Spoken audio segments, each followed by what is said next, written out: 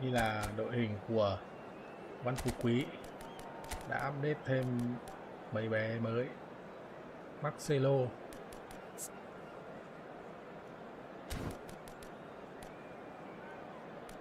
có Bêu Sắp,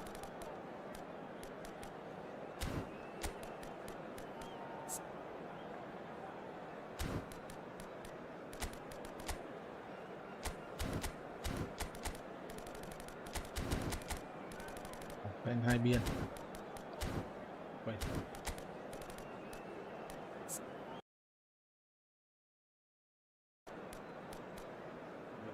Thủ phát.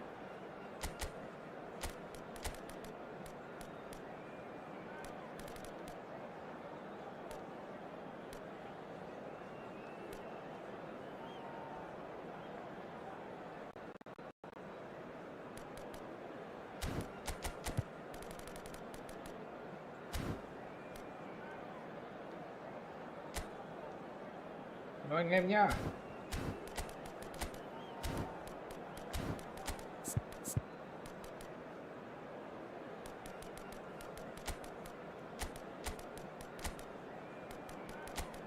Gabriel,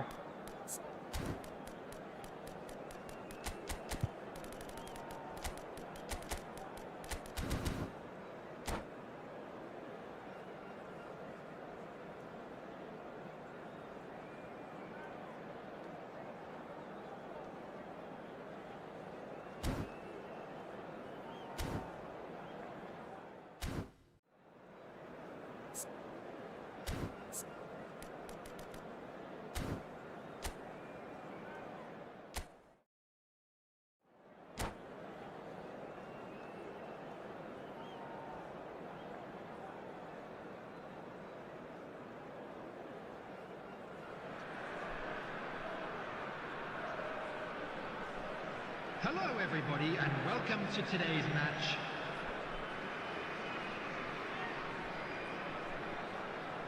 okay, go. Quý ở bên phía tay trái mặc áo màu đỏ, Nicolas bên phía tay phải áo màu xanh PSG phải.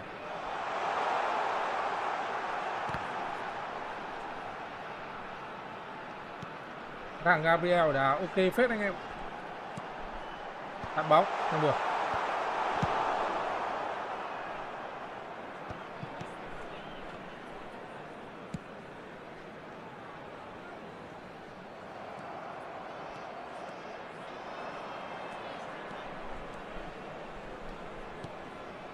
Cái bóng rất tốt của Nicolas. Biên sút được không? Không được. Nhịp đẩy dài của Gullit làm mất hết góc đà sút.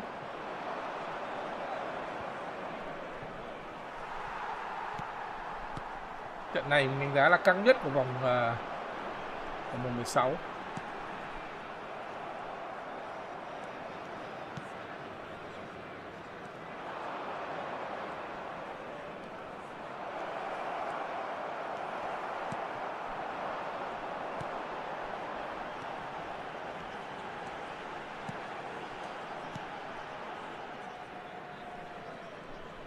Tiền thì mất từ lâu rồi bạn ạ. Mất năm nay rồi chứ không phải mới mất đâu. Mất tiền ngu đầy mà.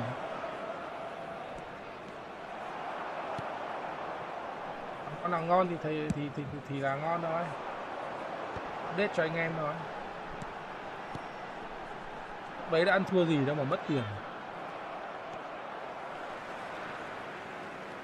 Nhiều anh em mất cả tỷ bạc rồi, còn phí bao nhiêu? Phí phải đến 80 triệu trong đấy, tôi nhầm 500-600 triệu trong đấy, còn chưa ăn thua.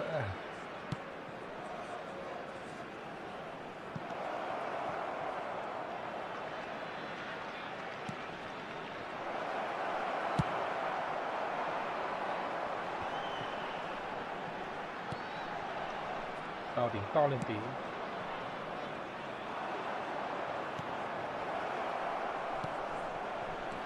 Vòng hay, không tạt. Vậy là quay ngược 1-0 dành cho Nicolas. Có xử lý rất bất ngờ. không tạt cà phu chân phải mà lại quay ra tạt chân trái. Thế thì hơi khó đỡ, hơi khó bắt bài.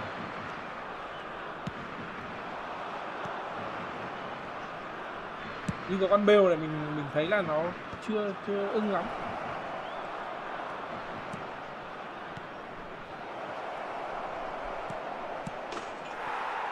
Hai không rồi, rất nhanh. Văn Phú Quý có vẻ chưa bắt nhịp được với trận đấu, đang bị xẻ cánh hơi nhiều. Cái này không biết có ký hợp đồng với Ảo Béo không, chắc là có bóng cấm. Ảo Béo là Rô Béo á bác, khó lắm bác ạ. Gì chứ Rô Béo thì hơi khoai đấy. Kể cả FIFA nó có yếu đi hay không thì nó có yếu đi chăng nữa thì nó vẫn phải giữ lại những con hàng kia để kiếm tiền chứ không thì nó sập tiệm.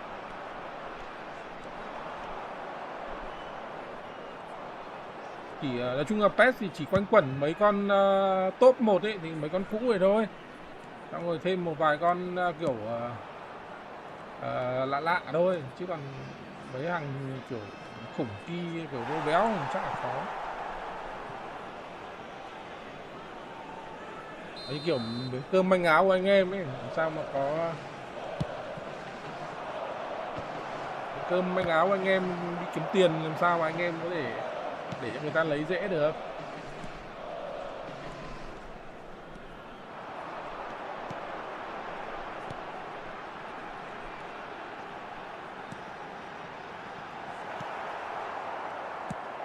Xin đừng nhắc tới tiền. Đây, giới thiệu anh em một huấn luyện viên đầu tư cả tỷ bạc, Viking, con Viking. Tham này cũ hơn rồi anh ạ. Tham này cũ quá rồi chứ nó cũng ngon, nhưng mà bây giờ thì nói chung Destroyer thì không con nào hơn được Desali rồi, kể cả con Gabriel mới này luôn.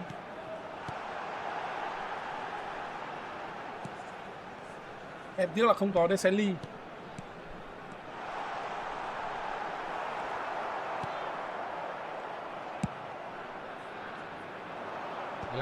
Desali bắt bổng, bắt sệt nó cân được hết. Thuram thì sệt nhỉnh hơn. There will be 1 minute added time.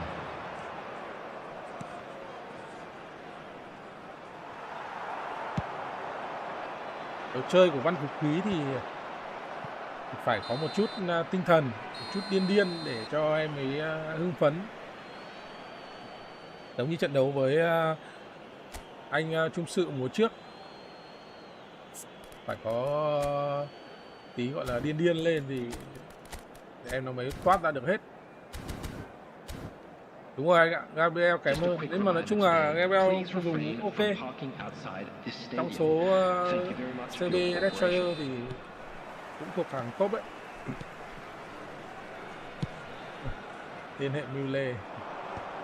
Điên này là điên từ gọi là các hormone sinh ra trong cơ thể thôi anh ạ. Thế còn điên kiểu tác động bên ngoài thì nó lại không đá pet được.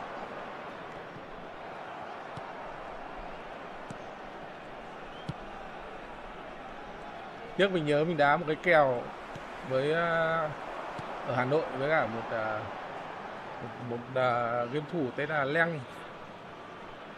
Đoạn bắt đầu mình lên 4 hay lên 5 rồi. Nói chung là còn một trận cuối cùng ông ấy ra làm mấy ngao cần vào đá sung lắm, nhưng mà được đúng một trận đấy thôi, xong bắt đầu ngấm vào. Thế là hết kèo. Cam không hỏng em ơi. Anh em tại vì chiếu giải mà nên là chắc là nghĩ là anh em cũng không cần cam lắm. Nếu anh em thích thì bật lên thôi.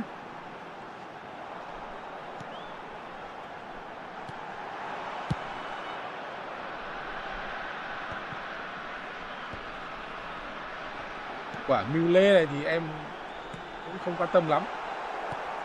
Tại vì xưa em thấy con đấy nó cứ giả đấy, điêu thế nào em không thích. Giả nai quá trớn. Thường Văn Phú Quý sẽ phải vào những cái thế chân tường thì mới bộc lộ ra được điểm mạnh nhất.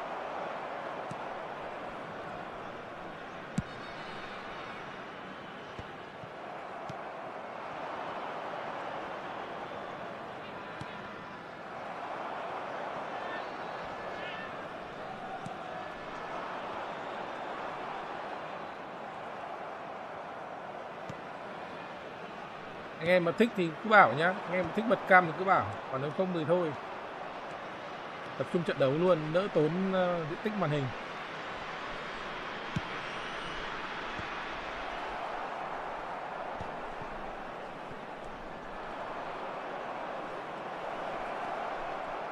Rio thôi anh ạ. Varane thì em thấy vẫn thế. Hôm em test lại Rio em thấy ngon, thế là em đá lại Varane thì em thấy gọi là đỡ ngu thôi, nhưng mà chưa lên top CB được. Kiểu nó không cứng như kiểu Rio ấy. Vẫn loạng choạng lắm. CB là phải cái đấm phát chất luôn. Ban Phú Quý dùng loại Varane nhưng không dùng Rio, chắc là có Rio đấy, nhưng không dùng.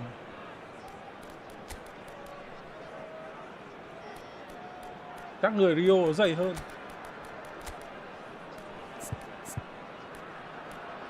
Hai bên đều là 5-3-2.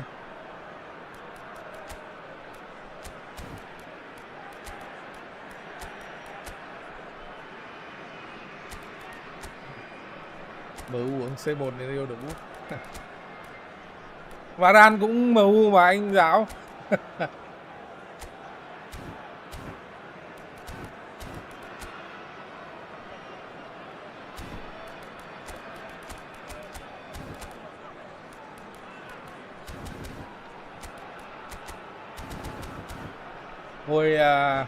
Hồi đầu eFootball ấy em hay dùng Varane lắm, dùng ngon lắm, hay lắm. Em nghĩ là bản Epic Big Tham này nó phải chắc chắn là ngon rồi. Ai ngờ đá lại không ưng ý lắm. Đá gọi là ok, tròn vai, chưa có gì hơn các con CB khác. Đây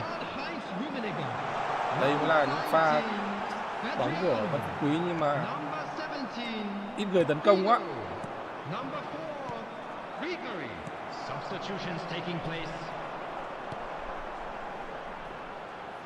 Đây rồi, vào, không qua được Rio.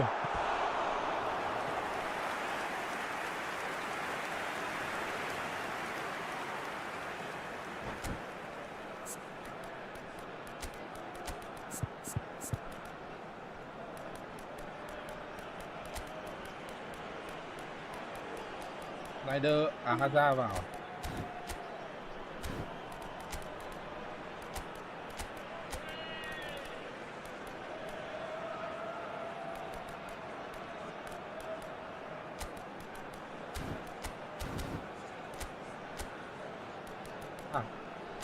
Tơ Hu mình chưa dùng thử và cũng chưa được nhìn thấy con hàng này ở deep bao giờ để xem thử phát là chân cẳng như nào. Chiều cao thì là siêu mẫu đúng chỉ tiêu của mình rồi. Substitution on the field. Number 8, Nedved. Coming on to replace him is number 11, Hazard. Substitution in progress. Không qua được.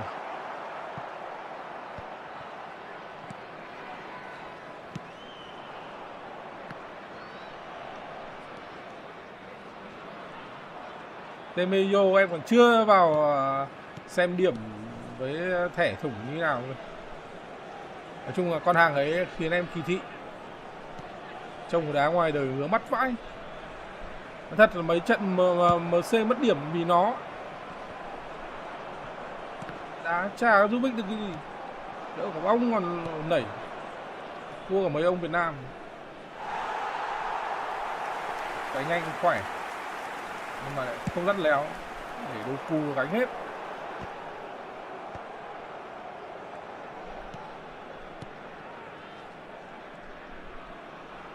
Vâng, đúng rồi anh ạ.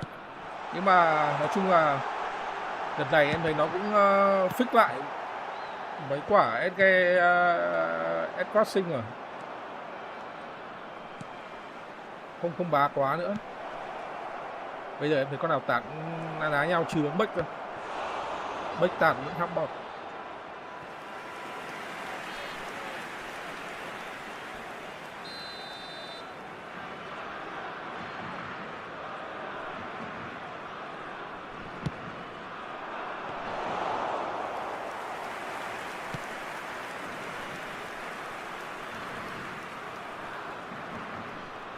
Rất khó với Văn Phú Quý rồi, nên tăng cường thêm cầu thủ tấn công đi. Nó quá mỏng so với cả lực lượng phòng ngự của bên anh đi Nicolas.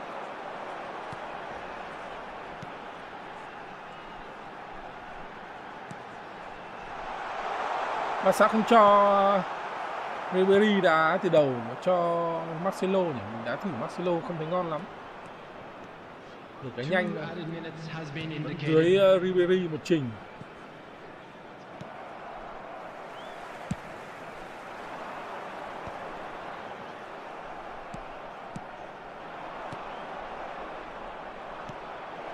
Đây rồi, Peter. Vậy chiến thắng đầu tiên thuộc về game thủ Nicolas.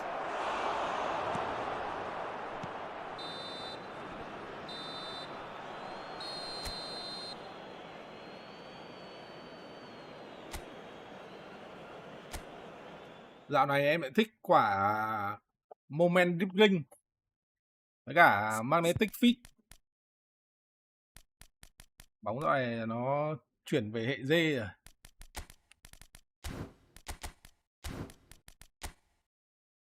Trước gặp Beck tạt Rooney đánh đầu vào hôn mà sẽ bên cả. Đúng rồi em ơi, tạt nó là do mình căn điểm rơi chứ cũng không hẳn là nói chung là có siêu mẫu với cả có chân tạt thì sẽ lợi thế hơn, nhưng mà giả sử không có tiền đạo góc kèo thì mình căn điểm rơi mình vẫn ấy được mà, vẫn tạt được, ghi bàn được mà.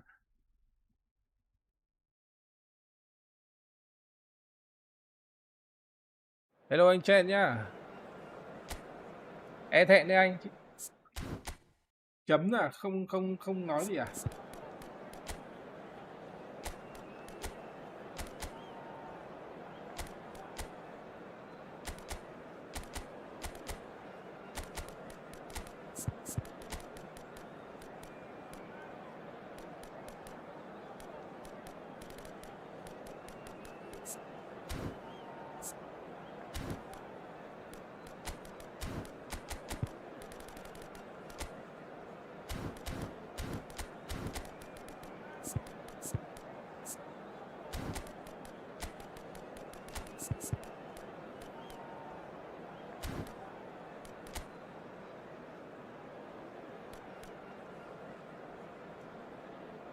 Cơ mà anh.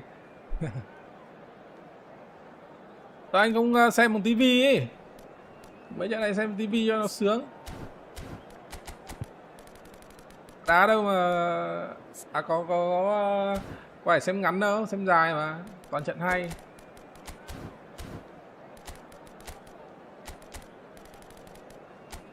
Bale magnet thêm lít ạ.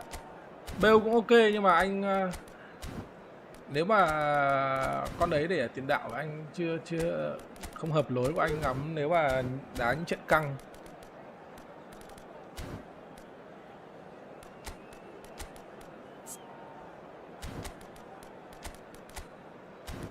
Tám giờ 40 ăn cái này là ăn trưa. Ăn trưa cái này hơi muộn. Ăn trưa 6-7 giờ được rồi.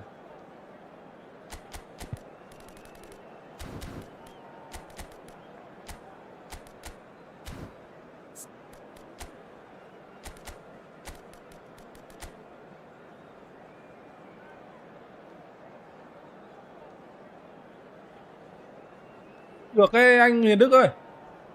Được mà. Tại vì bản thân cái tivi nó cũng thể làm màn PC được mà. Và như anh Trung Sự cũng đá như thế đấy bác. Anh Trung Sự cũng đá PC trên màn tivi ấy. Nhưng mà chỉnh thế nào để nó không bị delay thì em không rõ. Chỉnh được ấy, mấy ông công nghệ thông tin chỉnh được ấy. Em không biết chỉnh, em vẫn đang chỉnh cái em vẫn đang dùng màn PC. Nhưng mà chắc em đoán ấy là TV sẽ ok hơn đấy. Anh em thử mò mẫm YouTube xem. Nếu mà phát hiện ra cách chỉnh thì báo em, chỉ cho em với.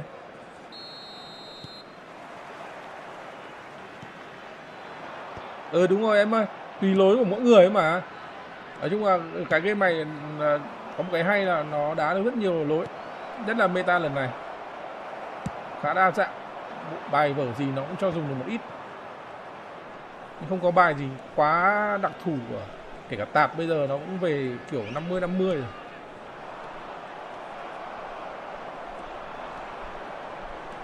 Đúng rồi anh ạ, em thấy đá CF không hợp lắm, không hợp em lắm. Chắc nút của anh không giống em, chắc anh đá cũng giống em.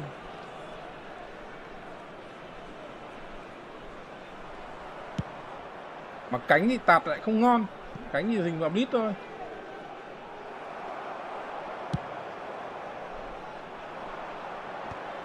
Đúng rồi, tạt bây giờ vẫn phải có S-cross với cả điểm nữa, điểm tạt nữa. Điểm BOE tạt tủng gì. Thế em đang cân nhắc cho nó cái LM.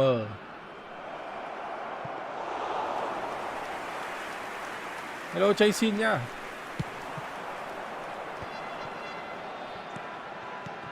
Kêu là không biết có đá AM được không nhỉ?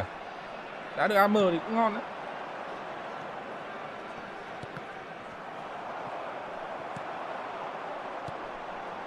Phí thế, trên có kìa. Muộn rồi.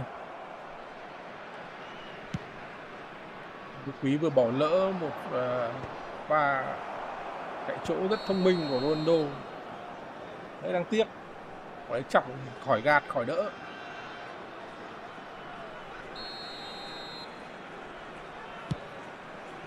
Anh em đang xem cho em một like, một subscribe anh em nhé.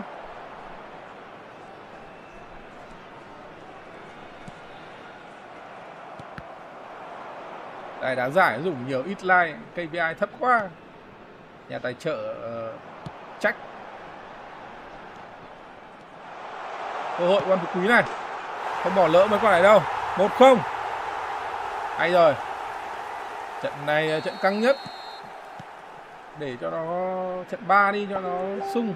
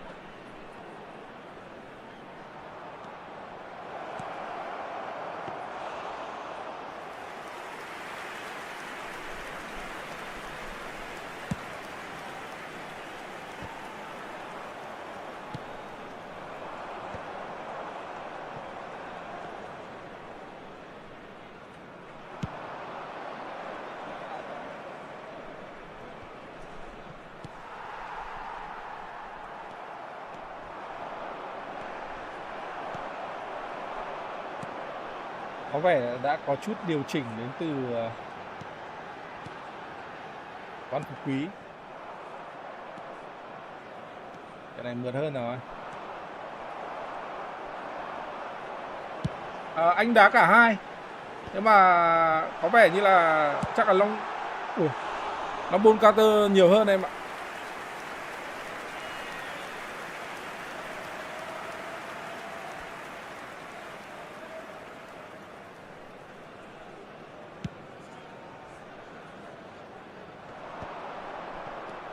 Thực ra anh đá 4 style luôn. Mỗi out wide anh không đá đâu, anh không thích cái kiểu thủ out wide lắm. Cũng thi thoảng đá thôi, còn lại không. Có giải cân bằng chỉ số mình vẫn đá out wide thi thoảng. Nhưng mà đá rim này thì gần như anh không dùng áo ngoài bây giờ. Các size khác thì vẫn có dùng.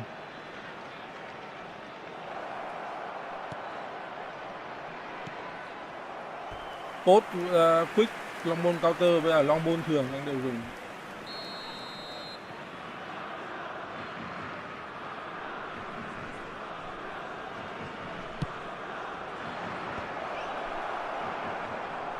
Nhưng mà nói thế thôi chứ dùng nhiều nhất thì vẫn là long ball counter thôi.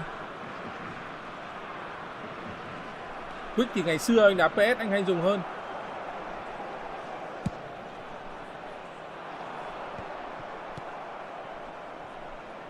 Không phải do PS mà là do kiểu cái meta hồi đấy thì đá long ball counter ok hơn. Đá quick ok hơn. Còn bây giờ thì bóng bây giờ nó cho kiểu ít bài vở khung, khó khung ghi bàn nhiều. Đá gọi là đá vào mặt nhau, ăn nhau tình huống nha. Thì anh ưu tiên dùng long ball counter hơn.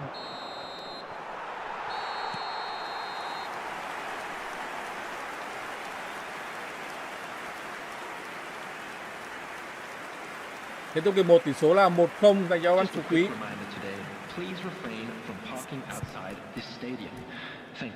Đấy, trận này team Ribery cái có màu luôn.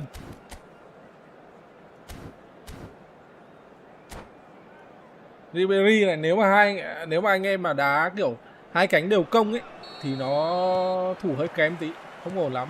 Nhưng mà nếu mà chỉ công mình cánh nó ấy, thì rất ok nhé.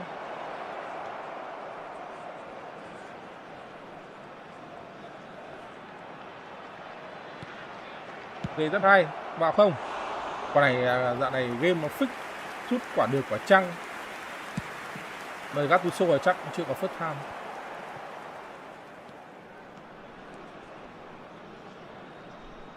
Không được.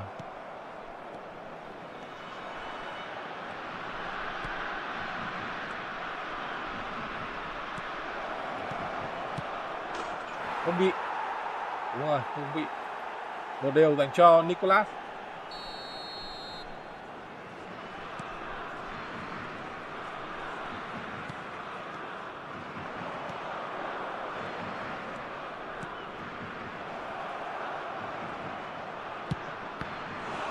Red không sút được.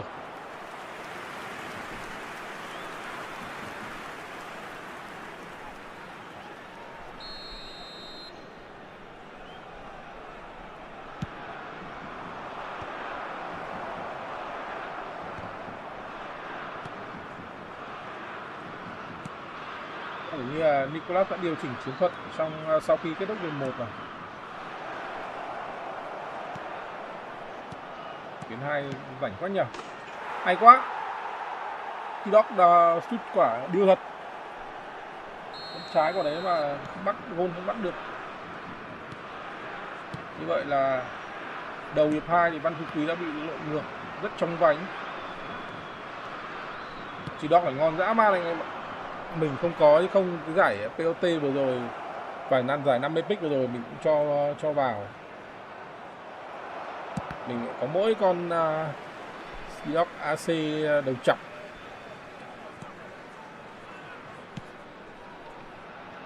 Sidoc này là nó tự cân hết, không cần phải ấn nút luôn.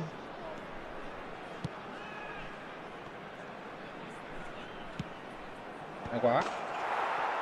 Pha tạt bóng rất hay của Nicolas. 3-1 rồi. Sau vừa giải lao thì có vẻ như Văn Phú Quý đột ngột trùng xuống.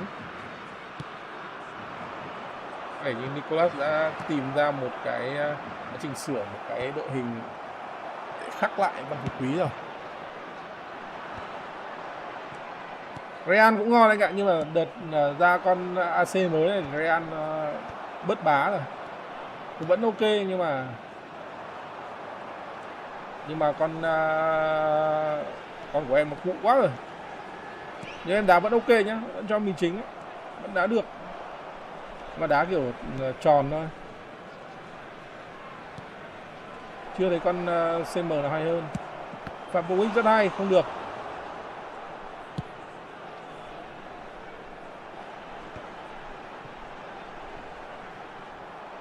Liên tục thuộc về Nicolas.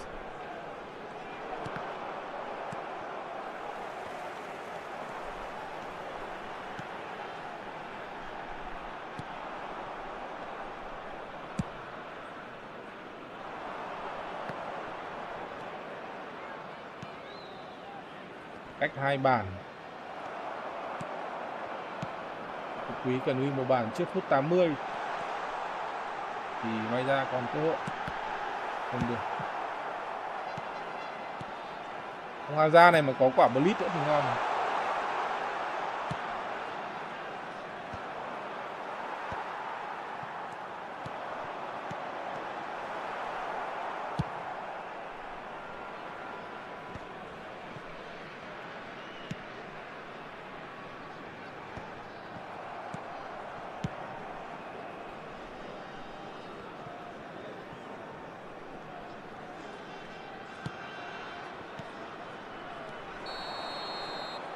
Được rồi.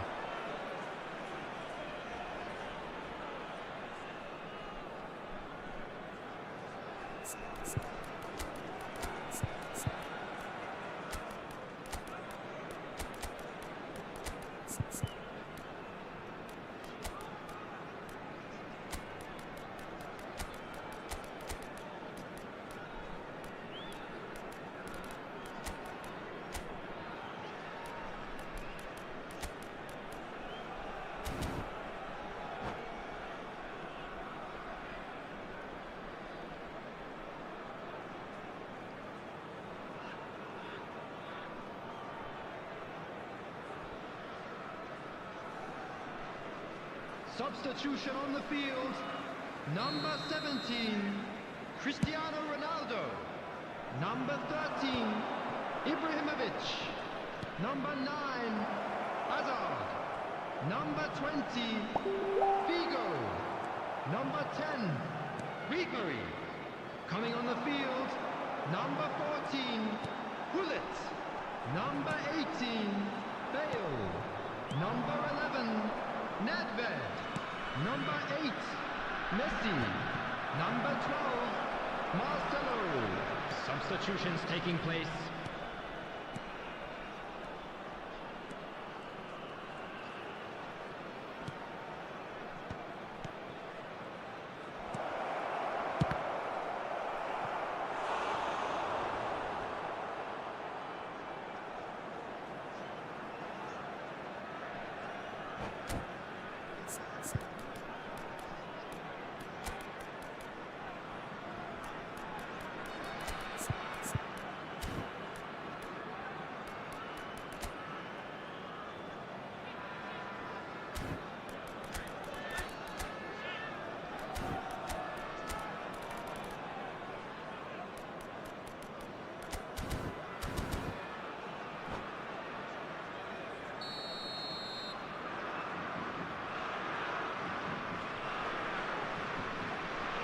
Anh Nguyễn Kim Thắng có đang trên live không nhỉ? Và setup góc rất hay của Nicolas. Kết thúc rồi.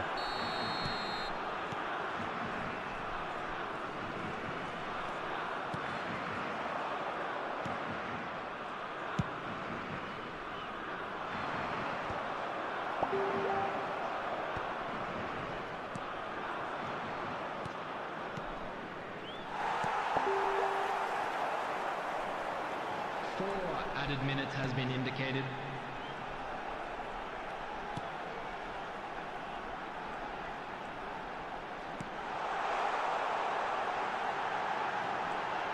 Hello bác Nhật Tâm nhá. Không sao bác ạ. Thêm một bàn danh dự nữa cho Văn Phú Quý. Chuyện thắng thua bình thường mà. Hôm đấy anh Quang thi đấu tốt mà. Bạn này em luyện tập nên là nó ăn ngủ hơi thất thường. Hôm ấy thức cả đêm hôm thứ bảy. Nhưng mà cái lúc đấy cũng không buồn ngủ đâu. Chẳng qua là nó mệt thôi. còn vẫn đá bình thường chuẩn đấy, người ta thi đấu tốt hơn thôi. Một vài khoảnh khắc mình không tận dụng được. Robson cũng ngon nhưng mà Robson thì điểm bình thường hơi phèn.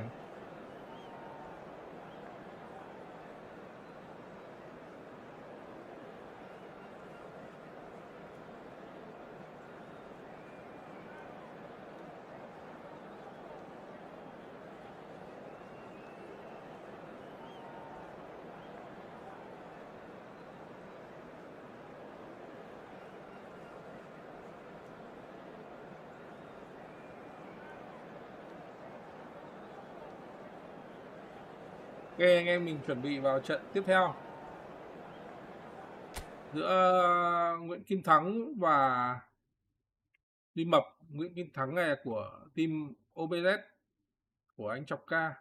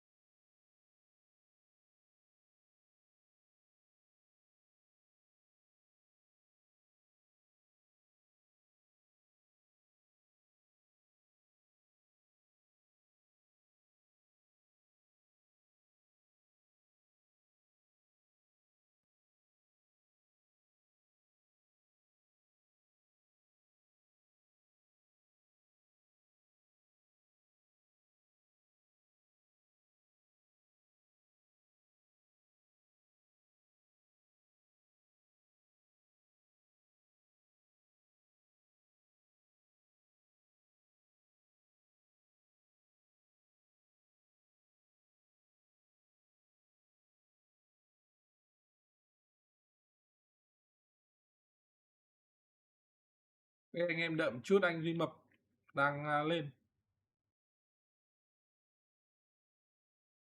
Này, delay mất mấy trận sau rồi.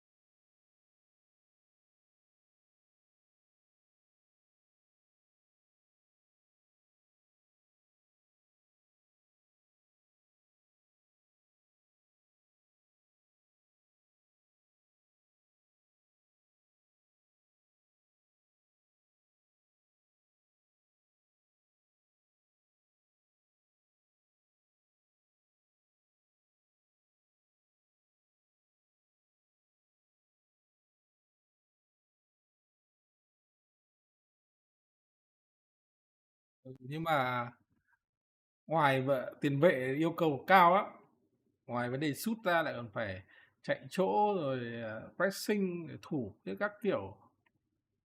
Quách Thế Hưng. CR7 mình thấy đang bị ngu dần, núp dần rồi bạn ạ. Tại này mình dùng thấy nó hơi phế. Đấy, hôm trước gặp anh Quang cũng chả làm được cái gì cả, 5 trận luôn. Với cả nó hơi phế rồi. Kể cả đá đít cũng không làm gì được, làm tường cũng không làm được nữa rồi. Quách Thế Hưng, bạn cùng họ với cả game thủ Quách Tuấn Đức. Quách ấy khá hiếm. Thế là bằng đỗ nhá. À thế à? TVT à? Ok để sửa. Tại thấy anh Mã Phanh đăng ký cho anh này, team của anh ý. Ok, thank you bằng đỗ.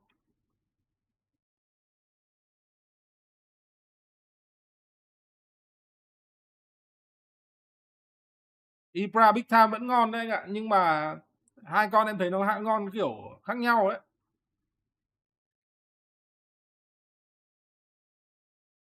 Ơ, ông Mập mà thấy tắt máy rồi.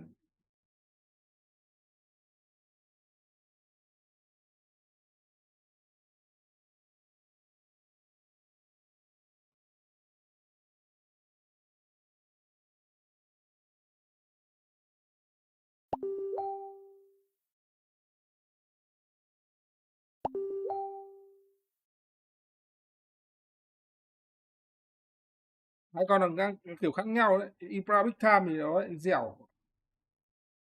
Nhưng mà con kia là đúng kiểu châu bò. Đánh đầu với cả tì đè, kiểu châu bò. Truyền nhân Quách Tĩnh.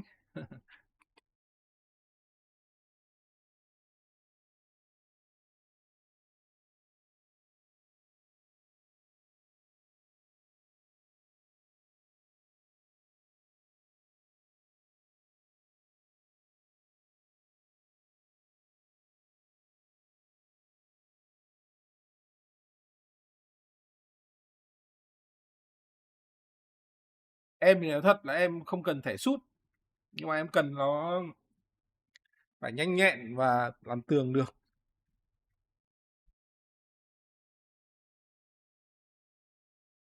Nói chung con Ibra này thì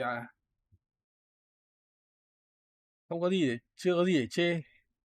Cặp với Rô cũng rất là vừa lúc mà mới ra ấy, cặp với Rô rất là ổn. Nhưng mà từ lúc mà quả ra bêu cái là bắt đầu Rô phế, đổi meta thôi.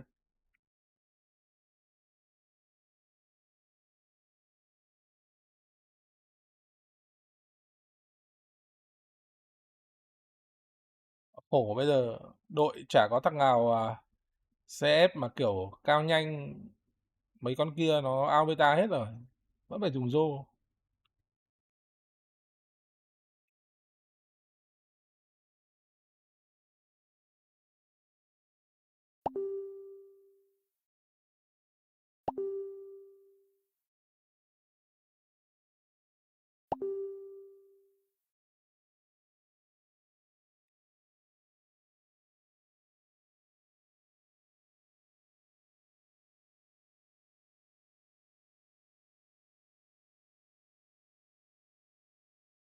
Ô sim của em thì là sắp rồi ấy.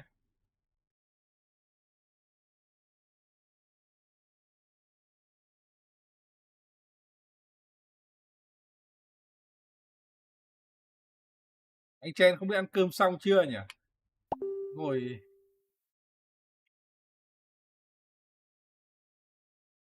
không thấy tăm hơi đâu. Lớn tuổi mà ăn nhiều này chết. Từ nãy giờ chắc phải ăn 3 bát cơm rồi.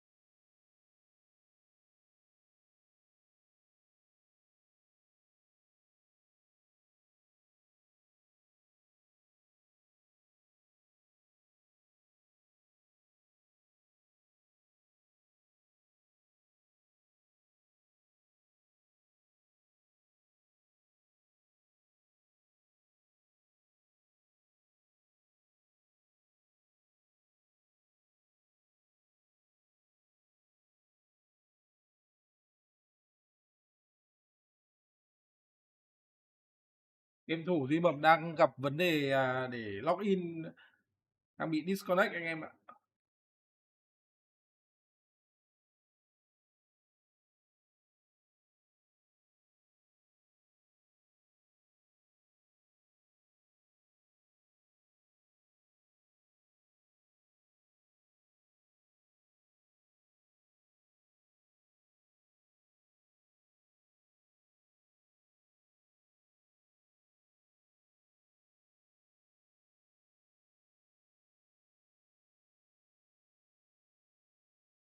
Chắc là VNPT đấy.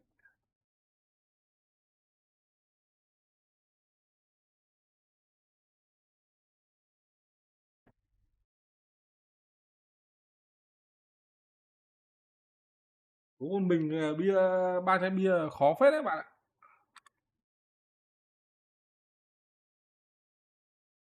Ở VNPT diss liên tục.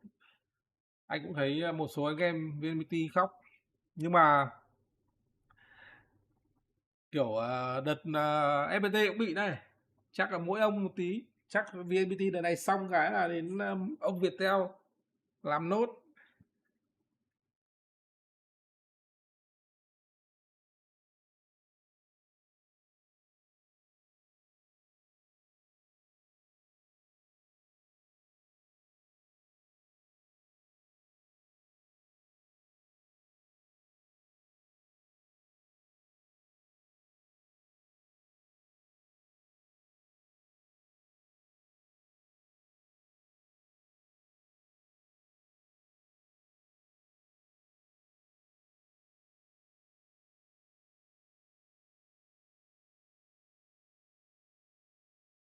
Vừa đọc được thông tin là Jose Mourinho đăng deal về Madrid rồi anh em. Hay nhỉ? Không biết có vô địch không nhưng mà chắc chắn là hay. Đá bóng phải đánh đấm tí nó mới vui. Cho Mourinho về trị Simeone.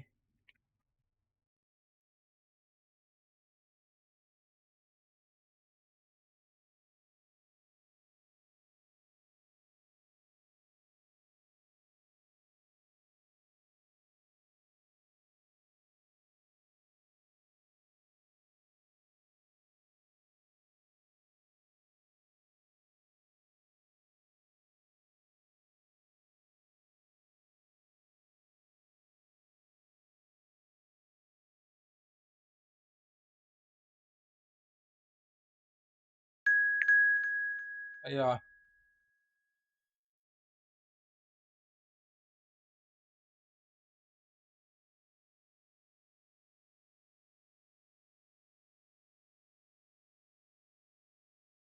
Ok, rồi luôn anh em.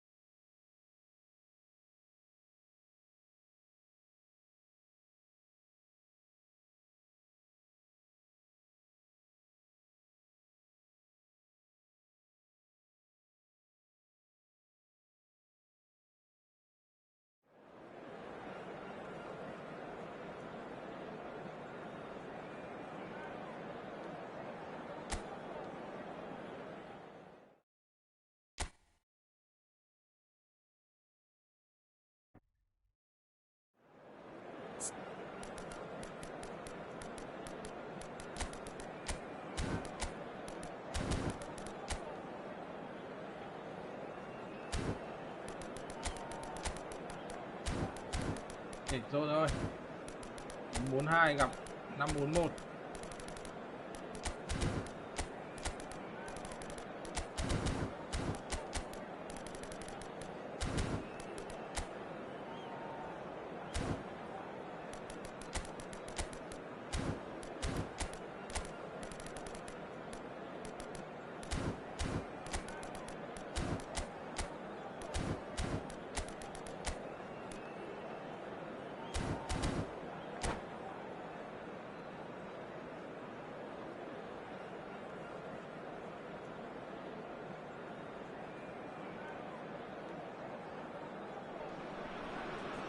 Well, what a sight this is. A beautiful evening and the promise of a match that will really get the juices flowing. I'm Peter Drury, and it's a pleasure to be alongside Jim Beglin. Thanks for that, Peter. Hi, everyone. The excitement has really picked up now, and I'm eager for the action to start. Nguyễn Kim Thắng bên phía tay Well, trái. it looks like a big game, sounds like a big Đi mập game. bên phía tay Everyone phải. involved is Áo absolutely màu up xanh. for it. So things are underway.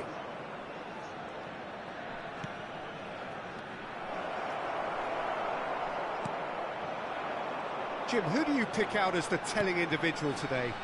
Yeah, Kylian Mbappe.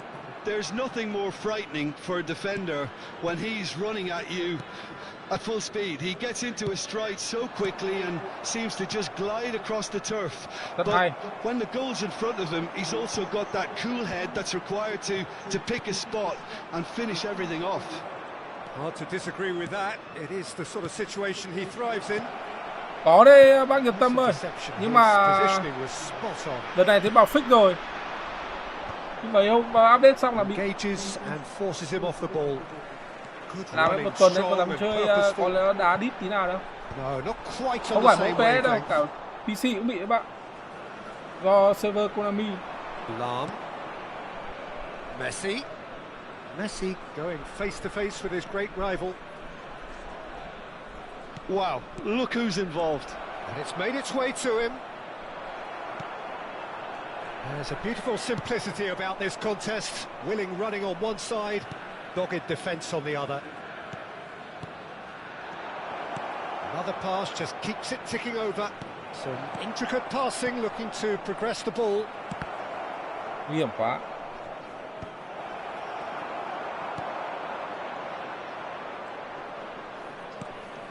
And here's Ibrahimovic. Lý rất hay, không qua được. Well, now it's a... Oh, he's Michael. been caught napping.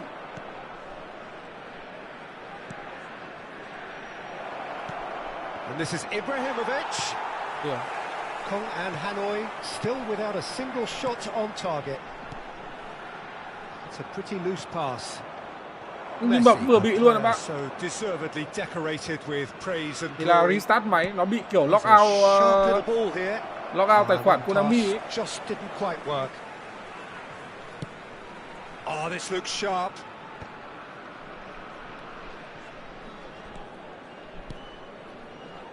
Lam. Oh, that's a key interception. Mateus. And played cross-field, changing the point of attack. To Messi. Mateus. And it's Vieira. And it's Roberto Carlos. Hazard gets into a good position. Well, the defence just about came out on top, but they were certainly tested. Trận này thì có vẻ như là Well, that's surely a foul. đối Free thủ kick. Nguyễn Kim Thắng xác định thủ phản.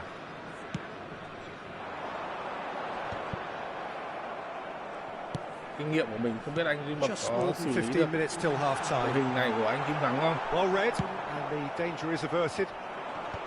Well, he has slightly undercooked that one. Kong and Hanoi clearly didn't help themselves by telegraphing Ủa, that đầu one. tiên It mình nghe was quả always Công going an to be Hanoi. intercepted. Lâu lắm mới không bật bình luận. And he's had it nicked away. Và ta đăng nhập lại That's tài a khoản của foul. mình. Free kick's been given. Thấy anh Duy Mập hình như vừa restart máy ấy. Không biết thì có bị lại không ạ? Hazard. Bác dùng mạng gì ấy? Cross deflected over the MBT goal à, hay line là for a VNBT? corner. Well, height could make all the difference on these set pieces. Đợt này bọn nó Konami nó đang Buffon gets his hands on it, đang and the danger is giai đoạn averted. cuối để làm nốt mấy cái cho And now they can spring out of defense. Nintendo mà, nên là nó có Messi nhiều, chắc is chắn là sẽ có always nhiều lỗi. playing with one eye on the spectacular. Lam. VNBT à? Nhiều cái game BT VNBT Tackle bị was lắm. certainly sturdy. Em thì em đá And he's been shifted FPT off. trên PC à, em không Mateus cuts a không thấy bị. frustrated figure right now. He just FPT cannot mấy get anh em away. khác chơi PS He cũng không thấy needs bị. a minder, and one of his teammates should be picking up on that, and quickly. Đợt này có VNBT thì Well, that's well seen too. Benjamin Can còn he trên live không? spark a Em counter here? có cách hướng dẫn thử anh Played đi xem. through for him. And this is Hullet. Ibrahimovic is onto this. Sút luôn à? It's their second corner of the game. Keeper has taken decisive action. It's a good run down the right. Well seen. Saw that coming. That's great positioning, so good from him.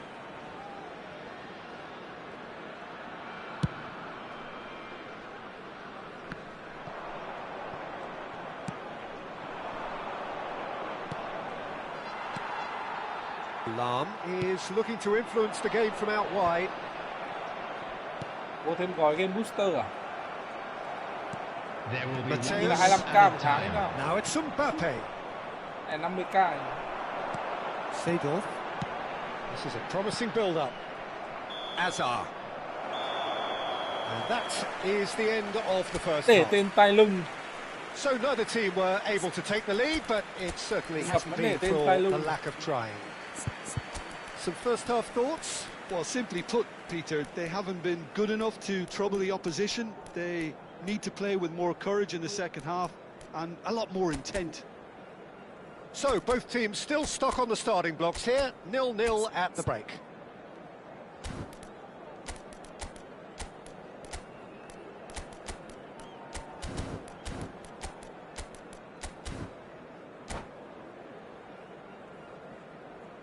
Substitution on the field.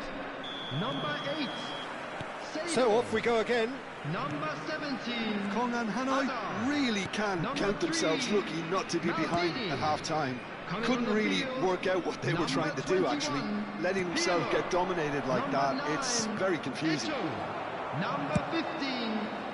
Roberto Zanetti. Carlos, just like so many of his contemporaries, is proving Đấy very thì good sẽ at ví driving dụ trên forward. PS thì sẽ là cho thẳng vào vào modem anh em. Hay là cài vào modem sao? They've been denied a chance to develop any rhythm in the passing department. Hazard will not want to lose out here, not against this opponent. Now it's Mbappe. Pirlo can see things others simply cannot. Kìa. Ô hay quá. It's Ôi vội đấy, Eto! vẫn được. Thủ phản thành công của Nguyễn Kim Thắng. Dependability is À, one chọc. thing, and he brings that to Cực his bén game. luôn. But that sort of dynamism He's is smart shit another luôn. attribute he's blessed with, and it's revealed Nhưng on mà quả a này chắc là regular do basis build up à? too. Superb. That Linh is lắm ạ. so good, such sharp skills, and such a delicious finish. And how easy did he make that look? That is supreme. And very quickly, the substitute made his mark. That's just as the manager would have seen it, an impact sub.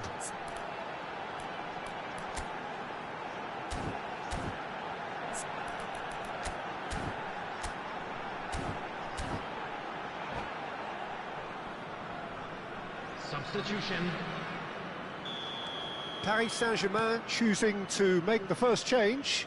Cristiano Ronaldo coming on to a rapturous reception. It is the moment we've all waited for.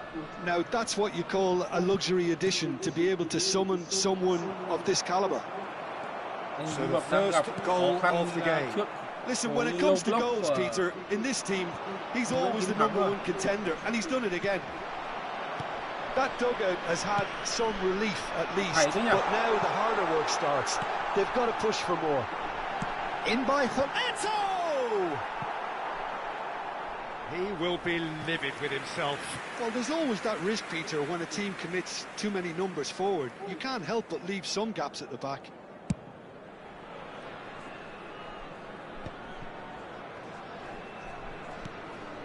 Messi, of course, a dribbler of outlandish ability. Not much subtlety about that challenge. That's exactly what they need to keep doing. Carry on plugging away and eventually you might just get that little break. They're coming again and again. They just need to sort. Goes for a shot! Thế The mà finish trượt. certainly didn't match the build-up. That's good running. It makes life so much easier when you have people who are willing to go beyond the defence like that.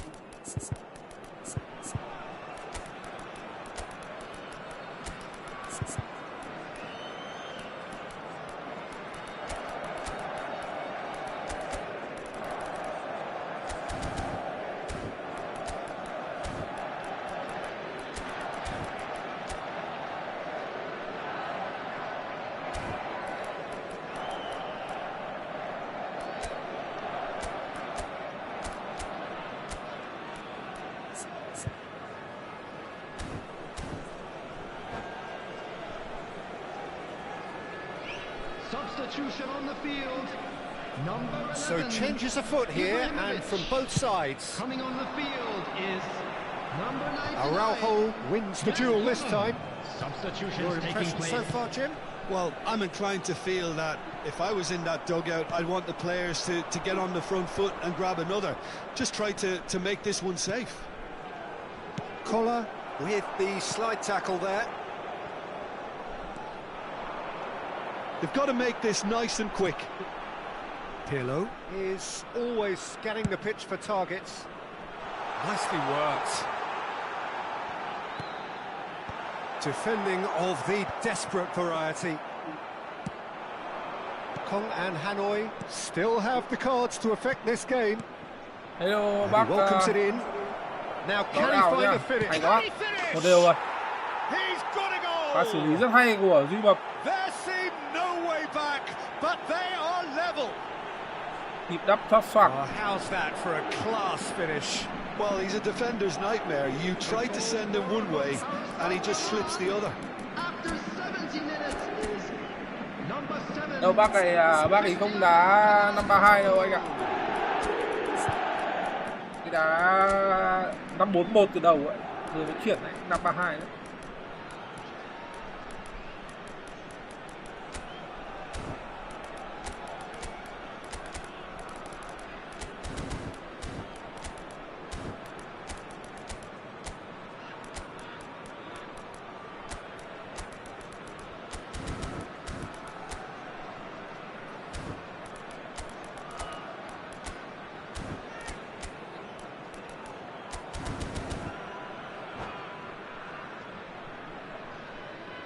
Substitution on the field. Gullit. Coming on The two to replace coaches him are is signalling changes number here, both at the same 77, time. Figo. We're looking at a Substitution in different progress. game now. Well, I'd happily watch this every week, Peter. This is exactly what you want from a big game. Played with finesse.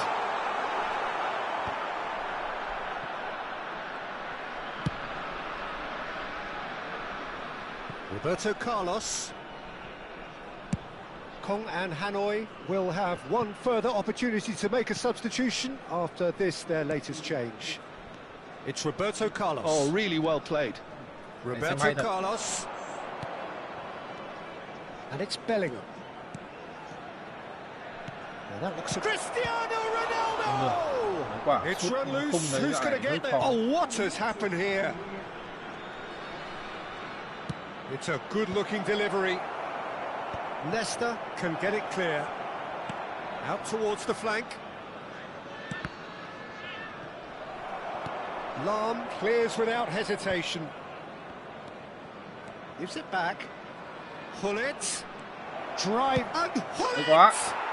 Và xử lý lại một pha đắp và From sút Hullet. đến từ Duy Mập đã Sumptuous thành công finish khoan and được lối absolute khối joy. lông lốc của Nguyễn And the Kim Thắng. game is well and truly turned Đẩy on lên its thôi. head. Calm, composed, confident. What a super goal. Well, that's great disguise he got on that finish too. Just toying with the defence, making them guess the wrong thing to do. Made him look a bit silly, Peter.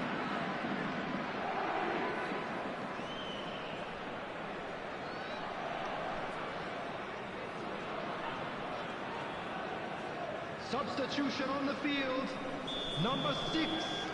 So a bit of a revolving door here. Coming on the field Lots and lots of is changes. number So time for 18, a potential game Mbappe. changer. Well, this could lead... Oh, he's taken out. That'll be a foul. And the referee has shown him a yellow card.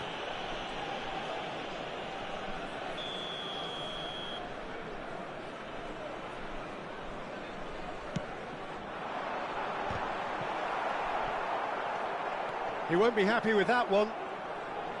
Keep calm and carry on. That's the job in a nutshell now.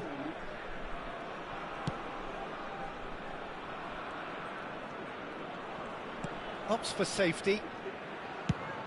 That's an imaginative pass. He's in plenty of space here. He has found the way through. This usually is the time teams go into conservation mode. Được. Eto'o! Không được. Eto'o lại ra chân Looked bằng chân awkward, trái. but he had a good crack at it. He's never the type to turn down a challenge, is he? Cái này nguy hiểm thật.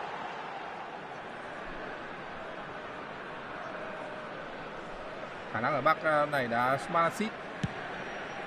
Thế là chắc cũng nhắm góc dưới để sút chân phải, nhưng mà game nó tự đẩy sang góc trên. Bullet.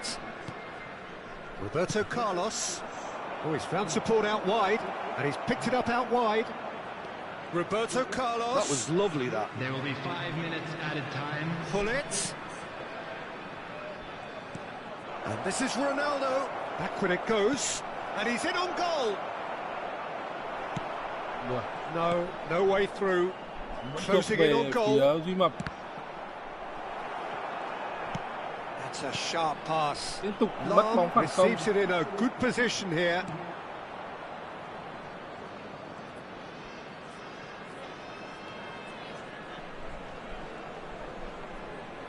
That's very neat. Foul and a free kick in a very dangerous area. And that's going to be a booking. It's a good 35 yards out, this. Không, cho Duy Mập. And here's Bale. He's having a hit! It's hit the upright. And that is as much time as there will be. Kong and Hanoi did lead. Indeed, they controlled, but they managed to throw it all away.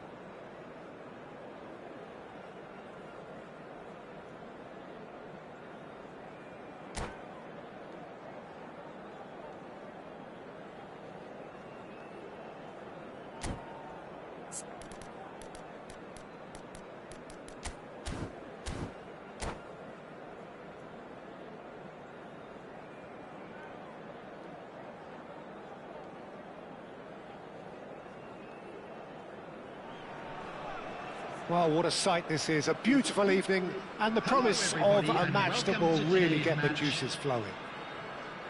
I'm Peter Drury, and joining me here, our expert, Jim Beglin. Hi, Peter. It's great to be here. Expectations and decibels both rising fast here. Things are heating up, and we'll be getting underway very soon.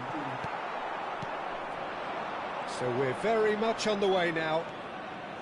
Đi qua lại đi đâu à? And that interception was most necessary. That was well played, well stopped. Jim, who do you pick out as the telling individual today? Well, I think it'll be interesting, Peter, to see what challenge the opposition now bring to Araujo. I really rate him because he can cope with pace, he can cope with dribbling wingers, and he's a very valuable asset. And he's become a real focus in that defence.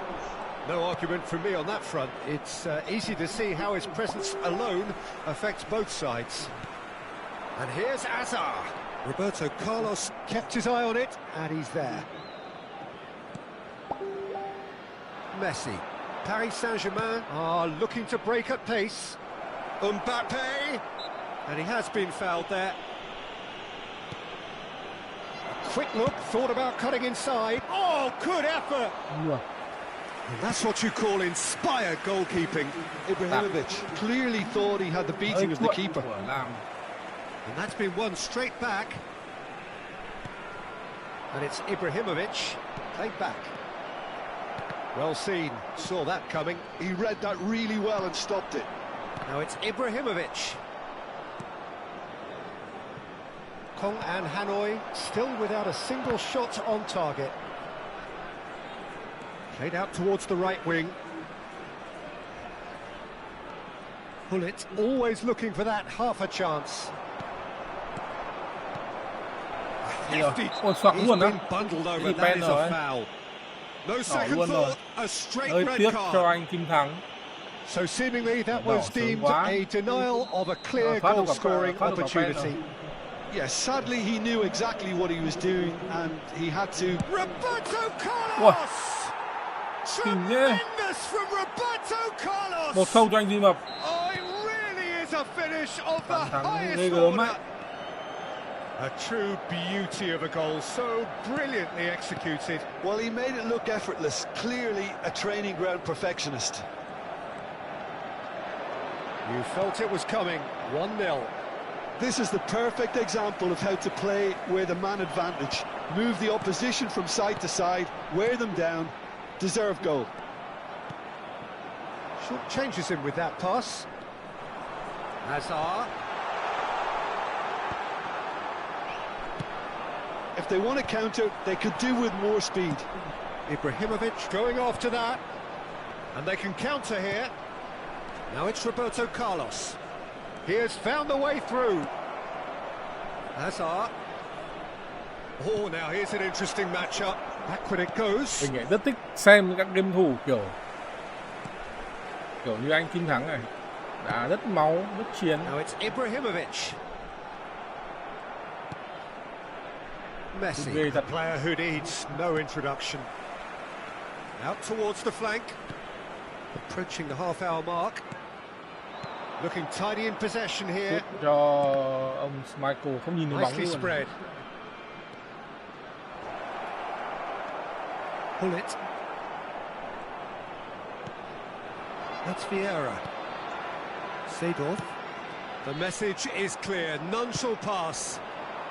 That's a little off target. Well, that pass isn't the best. Pull it. And he's forced to go back. And it's Maldini.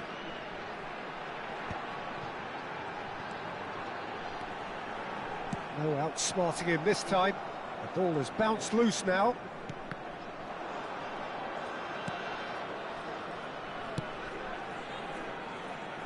Lam. And it's Vieira. Oh, good read. That's great positioning, so good from him.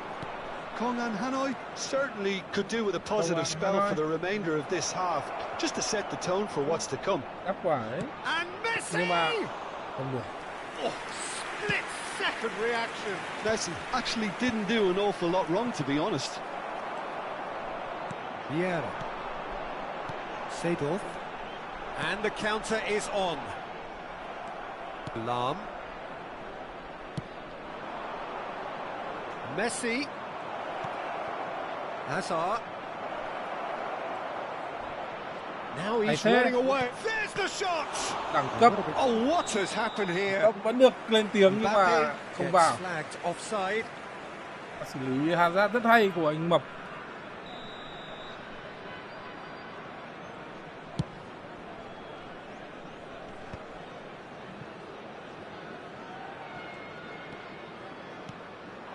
And here's Mbappe. 1 minute added time. And it's Hazard. And he's in on, takes a shot! Không rồi. Goal! A two-goal lead, and they're firmly in control. The whistle's gone, and that's it for the first half. See your views on the first half? Well, Peter, there's no doubting that the situation is quite bleak when you're not only losing but a man down as well, and while the break is most welcome in giving the opportunity for the players to regroup, there's no doubting that the next 45 minutes are going to be extremely difficult. So that's it for the first half, and everyone takes a well-earned rest.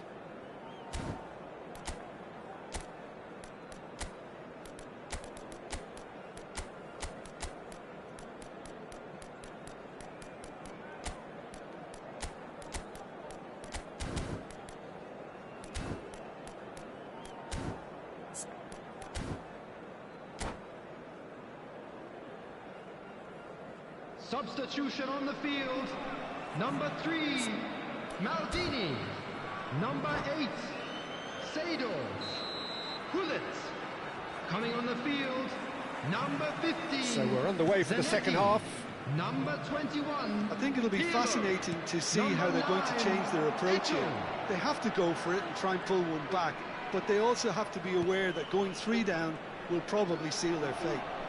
Messi! Ambitious, but just off target. Yeah, I mean, I guess he tried one of his specials. Bây giờ vẫn đi 2 quả.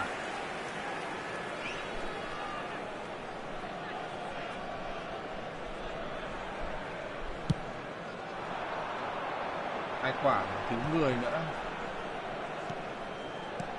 And that's been intercepted. That was well played, well stopped. Oh, that's well spotted.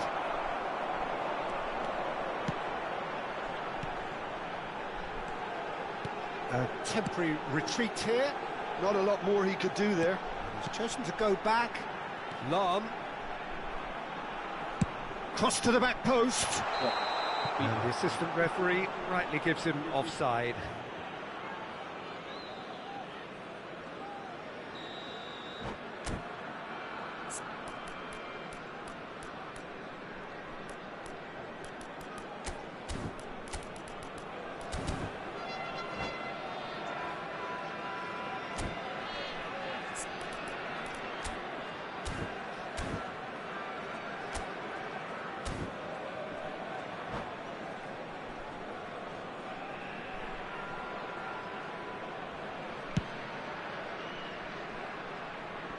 Challenge just a bit on the firm side. Great ball if he can get there. They're urging him to... It's Hazard! That's loose now, they want to get it back. It's Michael. Opts to play it back. Oh, great defending. That needed doing. Well, the way this game is offering less possession, they'll need to have a very good conversion rate. Không sao anh em ạ. Nói chung là mỗi người một lối chơi thôi. And that pass is somewhat less than ideal. Kong and Hanoi clearly didn't help themselves by telegraphing that one. It was always going to be intercepted.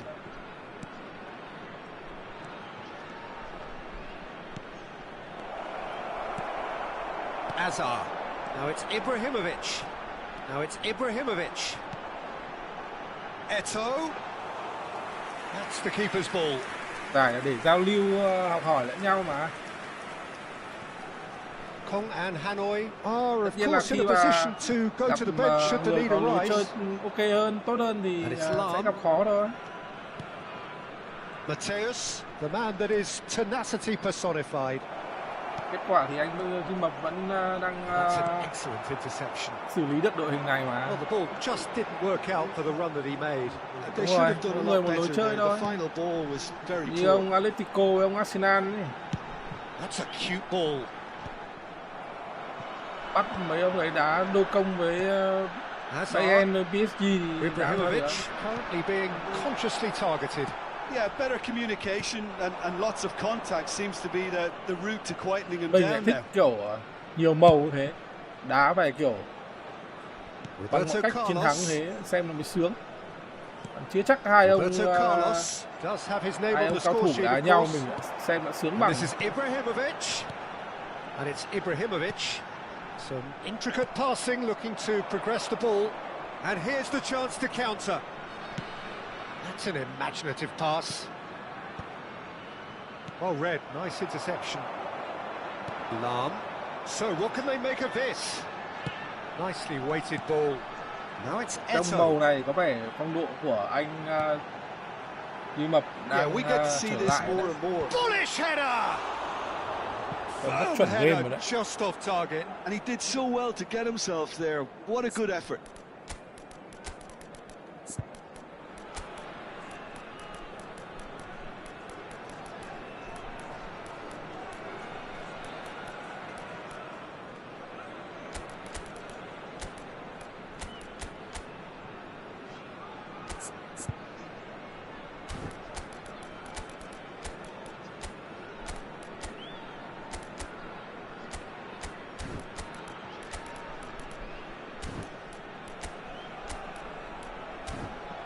Lên hết luôn đi bác, cần gì về CB nữa. Tầm này cần gì CB nữa. Substitution on the field. Number The 11. two coaches are signalling changes here, both at the same time. Zanetti. Number 17. Pele.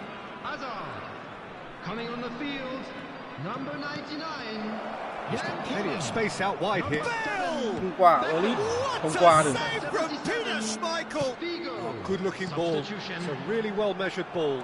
He's picked his way through. Oh, nice touch. Foul and a free kick in a very dangerous Khá area. hợp lý.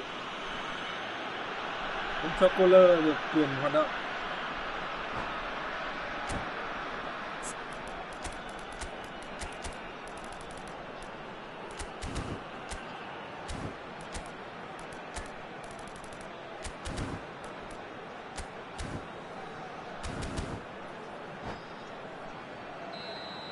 Rafael Varane did incur the wrath of the referee and has earned himself a booking in the process.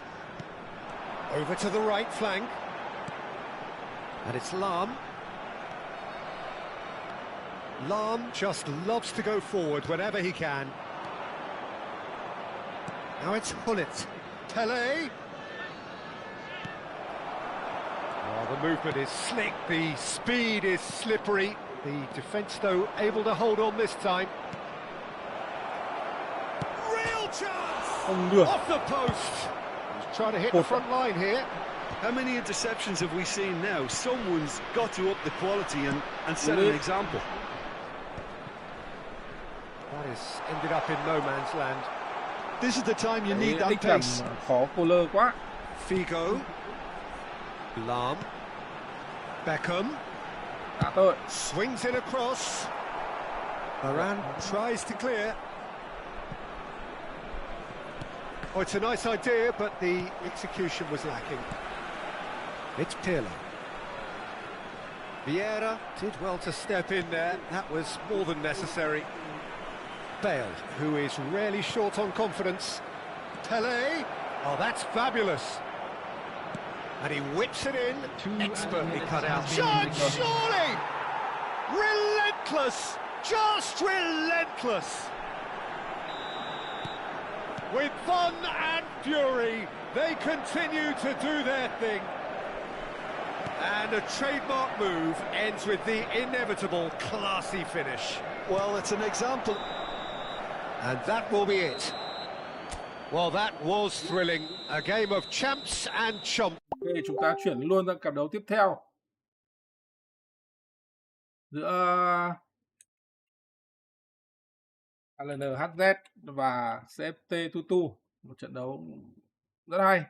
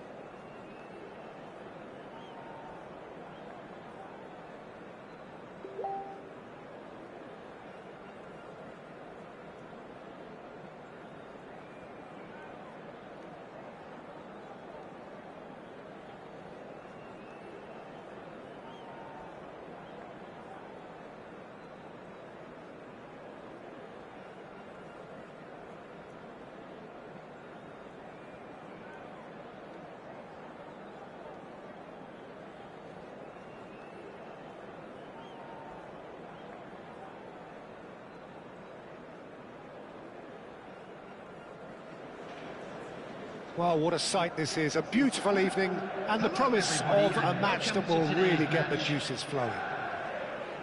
I'm Peter Drury, and here with me in the commentary box, I'm glad to report, is Jim Beglin. Thanks for the intro, Peter. I've been soaking up the atmosphere and I'm really Yeah, looking bắt đầu forward to luôn. what lies in store. ALNHZ Well, it và looks like a Tutu, big các game, bạn hay. sounds like a big game. Everyone involved is absolutely up for it. We are just getting started. Bale picks it up out wide. It's an inviting looking ball, that. Now looking to orchestrate a counter. That's destined for the flank. Ibrahimovic. AZ thì Great thôi, chance! 1-0 rồi. Big AZ moment! vừa lấy con Massive P5 của goal! mình. Well, they would have been looking at him to produce the goods, and that was very kind of him to oblige so early. And a trademark move ends with the inevitable classy finish. Well, it's an example of counter-attacking at its finest. Real cut and thrust. So the game's first significant moment, and it's come earlier than perhaps we anticipated. Last-ditch defending, but that'll do.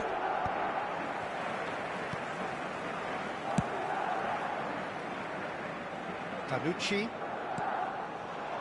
Now Gattuso. Pass is coming off in quick succession here. Madrid leading here thanks to that early goal. And the score is 1-0.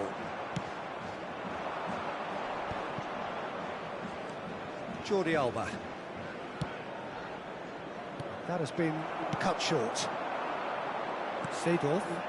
Ernest. Stojkovic. Pele. Là năm 3-2. And it's Ibrahimovic. Engages and Tutu forces có him vẻ off the là ball. 4-2. Some intricate passing, looking to progress the ball. And he welcomes it in. Oh, good-looking ball. Oh, well played. That has snuffed out the danger. Đấy để lủng ở hơi sớm. And Dijk calmly anticipates. Now he's off and running. That's been cut out, well played. Thuram. The pressing's intense, and it's paid off. Can he get it through? Bale. Bale is very much the model of the modern-day fullback. Seedorf. Seen that early, used a certain sixth sense. Manchester United really look like a team that's set up to absorb pressure. They don't mind being on the back foot. Oh, good effort! Bị mất rồi. And there's a goal!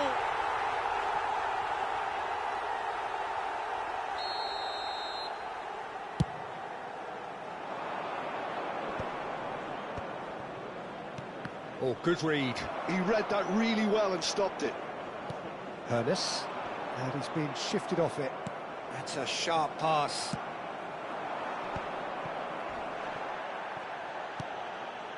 Always onto this. Oh, that's fabulous. Plays it up. And a header! Không là nhớ tu. And this is getting better and better. What a header. Flashed in with the crispest of contacts. So well played, Peter. Did a great job keeping sight of the ball. Made a classic move and made it perfectly.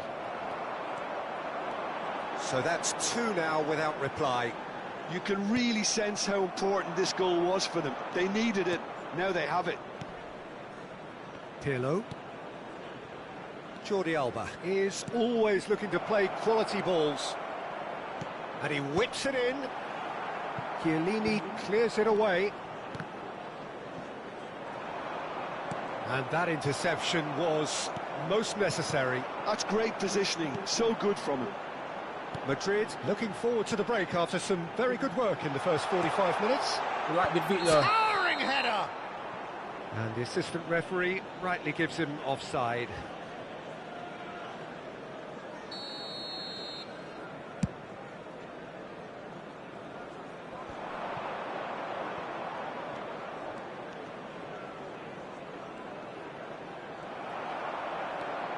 Well, there was an element of promise insofar as they kept the ball well, but they did very little with it.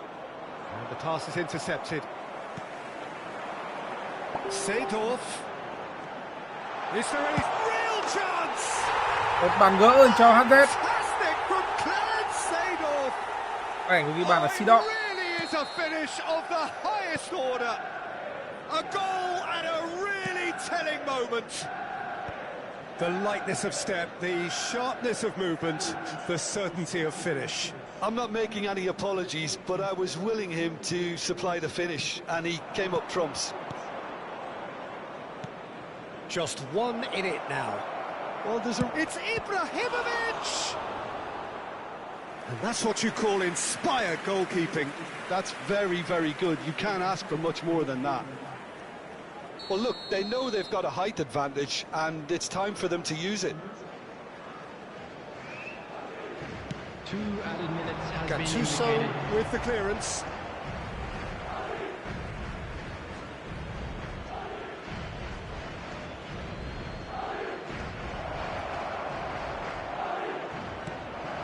It's a threatening ball, driving through the middle. And the referee has signalled for half-time. Số kết thúc hiệp 1 là Well, the scoreline at 2-1, half-time, nghiêng a về fair phía reflection Tutu. of things overall, you'd have to say Cơ hội that. của HZ There was còn. certainly no lack May of mà gỡ effort or được bàn endeavour trước in the khi hết first giờ. half. No, well, the pickings certainly have been rich in this first half. Well, I think the message from the manager at half-time will be pretty simple, Peter. He's going to want them to play at a higher tempo, press more, higher up the pitch, pass quicker, and entice the opposition out of position. He knows how crucial the next goal will be. Madrid are leading 2-1, but things are very much in the balance here. And if you have just joined us, well, we've just begun the second period here. Tries to get it clear. And the ball's gone astray. And now a sudden chance to counter. Oh, well played. Seedorf could move up a gear here. Ernest. Adriano, renowned for his long-range shooting. That's just playing it safe and simple. Thuram.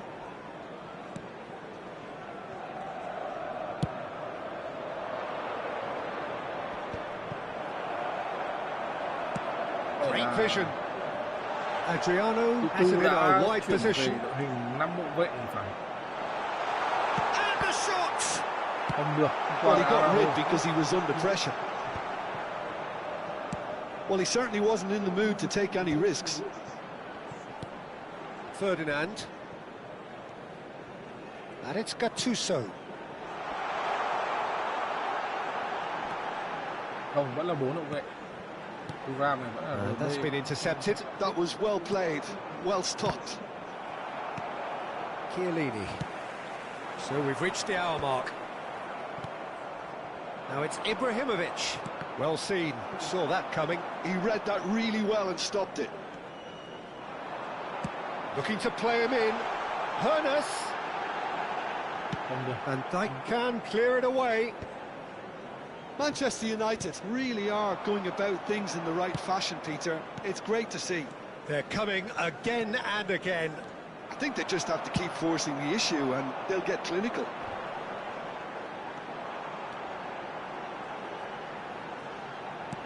Threads one in. Oh, refuses to take the bait. Well, that defending is unapologetically persistent. It's almost personal.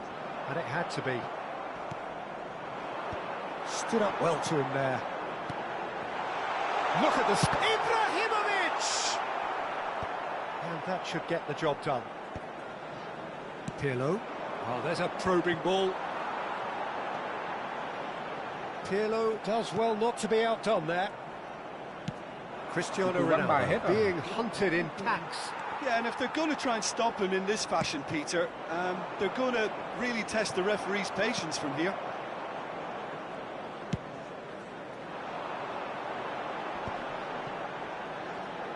Hiện kìa. Tại trọng bên này. Just about up to 75 minutes. Into the channel. He's found space here. Oh, that's a key interception. Madrid clearly have been instructed to kill this off. Offence is the best form of defence. Tiếp chưa? And now the breakaway. Can he get on the end of this? Stojkovic in acres of space out wide. Very nicely done.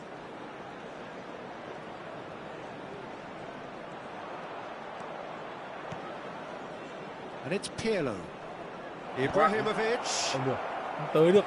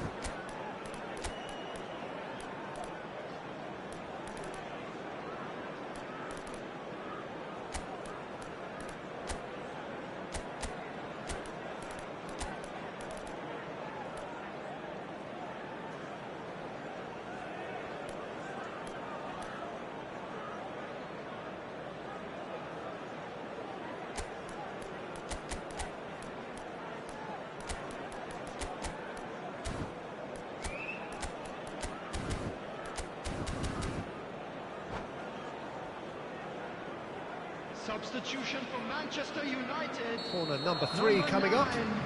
Adriano. Number 10, Ibrahimovic. Number 7, Hades. Number 8. And it's been taken short. Number 11. Lofted in. Bale. And he's there to clear it. Mackay. Del Manchester Piero. United have the Rooney. chance to go the other Number way. 42, Toure. Mackay Number might 19, just make this. Ribery. Substitutions taking place. And that interception was most necessary. That's great positioning, so good from him.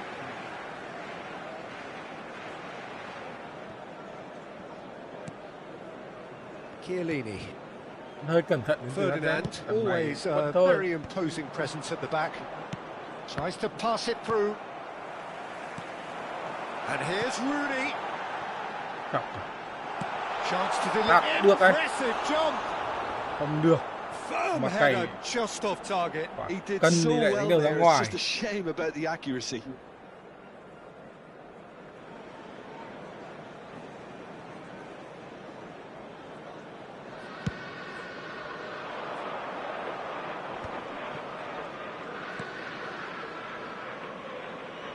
Ronaldinho.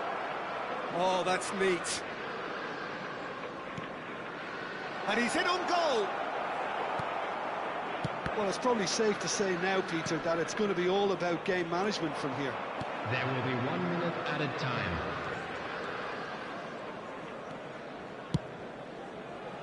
Bây giờ rồi. 1-0 dành cho And Tư. that's it. Well, that was good. A terrific advertisement for attacking football. Both Hôm nay sides toàn là glad to đội khách trade giành blows. chiến thắng nhỉ? To...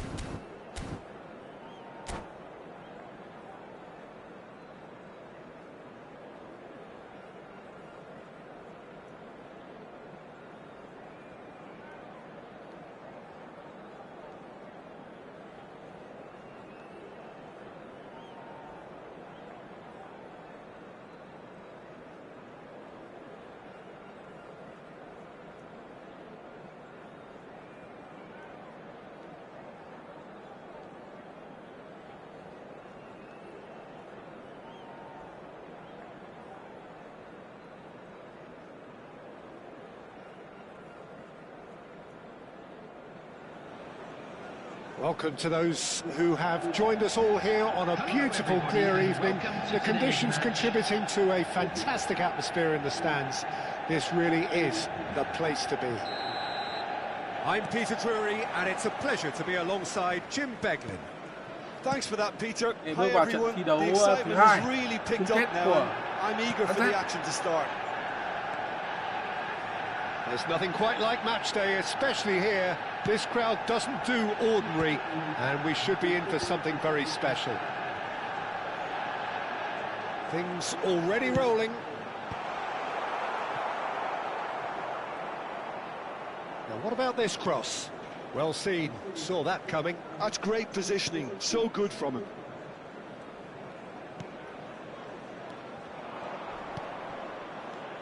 Well, don't worry too much about sophistication and style where Gennaro Gattuso's involved, but my goodness me, despite all of that, he's priceless to any team, isn't he? Yeah, he's living proof of the benefits of keeping it simple, Peter. He's there to win the ball, and once he does that, he's just going to play it short and stick to his position a little deeper in midfield. Which all sounds very easy, but it's brought him one mighty pile of success down the years. And it works a treat, provided he's paired with the right folks around him. Well, he's going to be disappointed with that. Gattuso knocks it into space. Schmeichel punts it upfield. It is early, but the game hasn't yet sparked into life.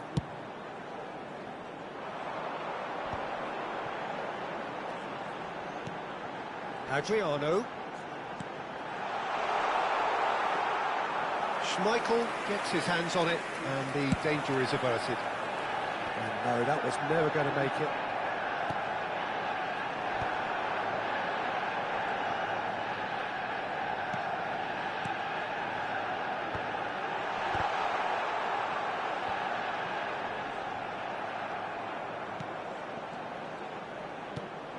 And it's Seedorf. Here's a man adored by many, even deified by some. And that's been won straight back. Vieira.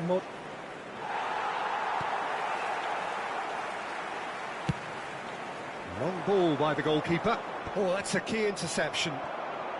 Shin to shin, bicep to bicep, and he wins out. Now, what about a counter-attack? And here's Ibrahimovic. And it's Bale. Well, both teams are proceeding with caution, but there's plenty of time to wait for some attacking purpose. Stojkovic. That has been cut short. Bale. Passes coming off in quick succession here. Nicely aimed pass. Pele. Panucci does really well to win the ball there.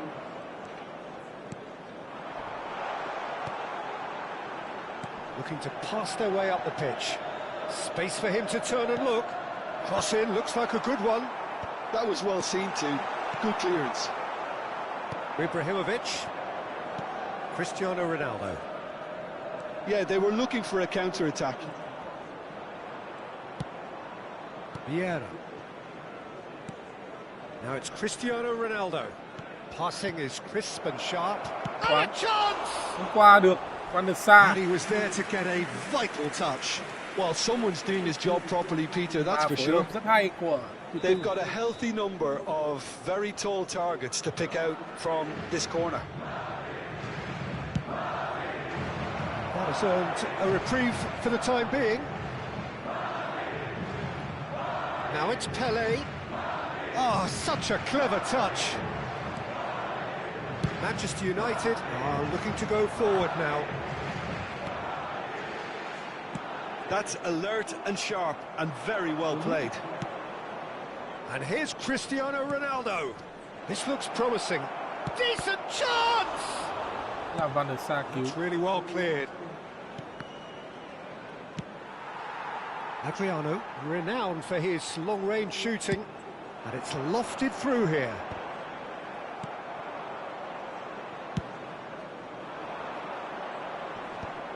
Nice interception. His positioning was spot on. Araujo. Half-time getting close now. Ferdinand gets across to intercept that. Adriano. There he goes, motoring forward. A quick look, thought about cutting inside.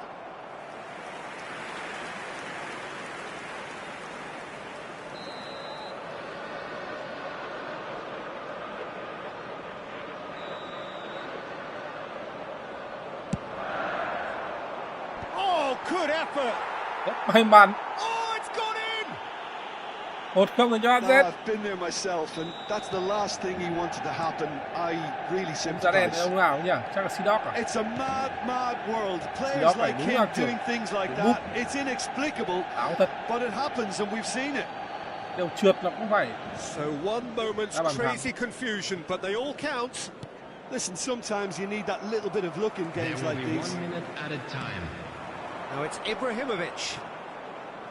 Seedorf powering forward here.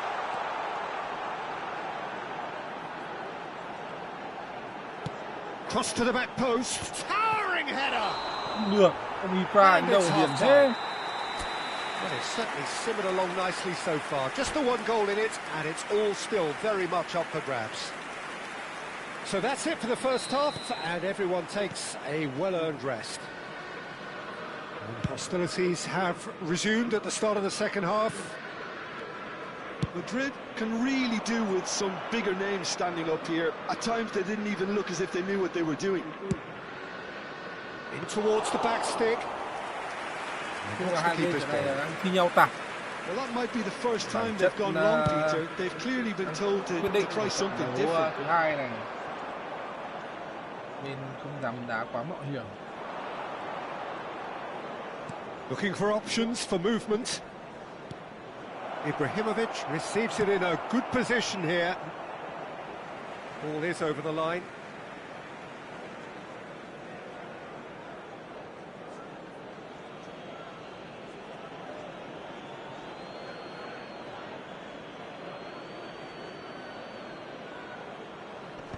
Chiellini is there to clear. Ibrahimovic. Now it's Ibrahimovic. Bale. Adriano. Can he finish? Không được. He's done very well to get to that. Ibrahimovic Well, now, clearly thought he had the beating of the keeper. Corner number 2 then.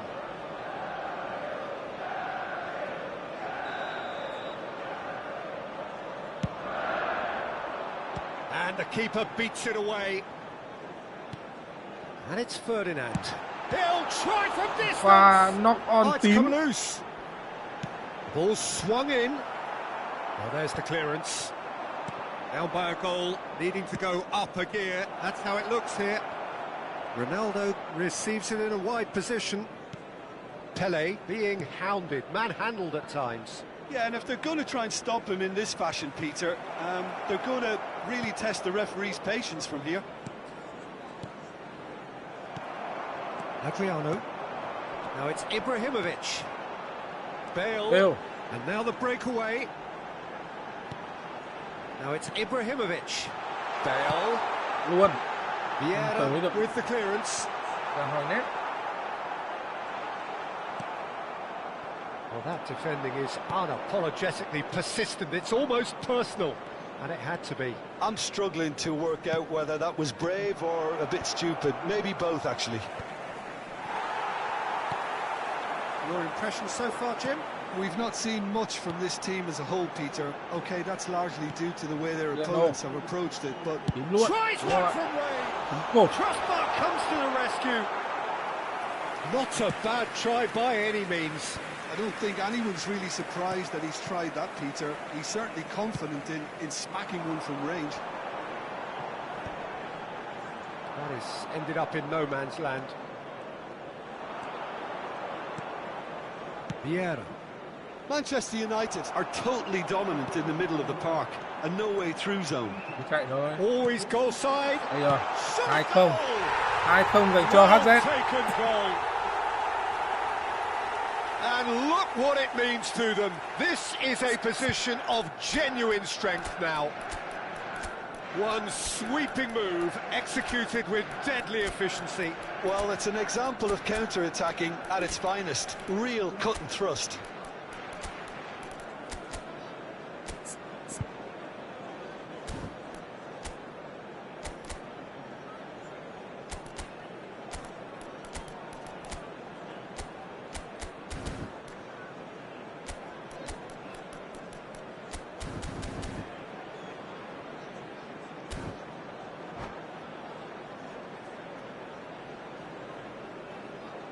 Substitution for Manchester United.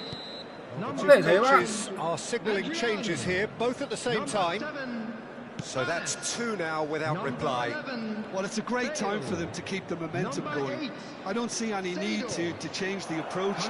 Keep at it with the same intensity, and soon enough, they'll get another break. Number 15, Tanucci gets it clear. Another pass just keeps it ticking over. Gattuso. And they're quick to get it back. This is a promising build-up. Zanetti. Out for a throw.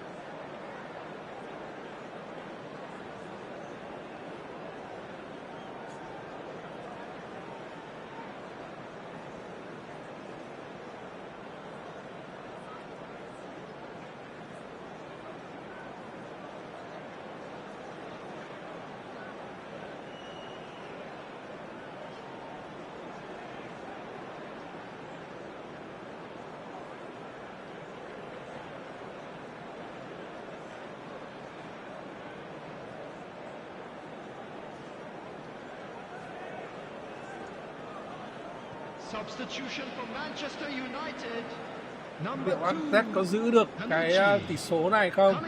Còn 14 phút. Đi một trận đấu game 3 để cho nó căng nào. Vieira. Hai trận mùa 16 đầu tiên ngày hôm nay. That's been intercepted. Trong vánh. That was well played, well stopped. Aims beyond the defence. Well, the idea was a good one. The execution of it, not quite so. Well, that's down to a simple miscalculation. No more, no less. And that interception was most necessary. He read that really well and stopped it. Nesta is someone so often referred to as the defender's defender. Well, they can at least make a fight of it. Even if it's just a goal, the lift it would give would be huge no matter what the end result is. Well, there is a look that says it all. A piercing stare. Clearly is miffed, having made the run and not get picked out. No, he's just misjudged that one. Thuram. It's Xabi Alonso. Kola engages and forces him off the ball. Yaya Toure. Nicely weighted ball. Ronaldinho. Madrid claiming a corner, and the referee concurs. It's their second corner of the game.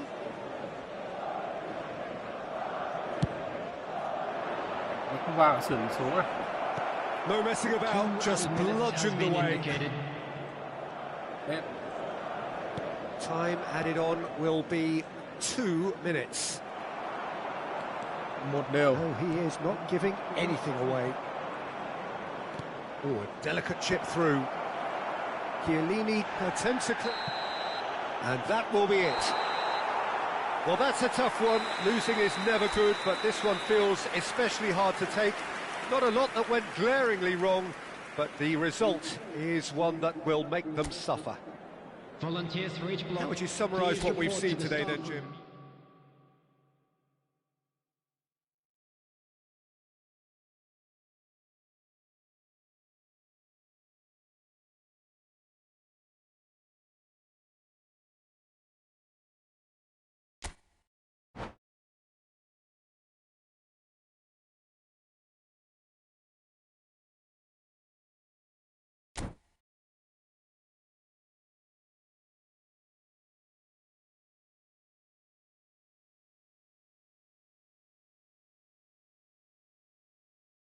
Chung kết mùa thi.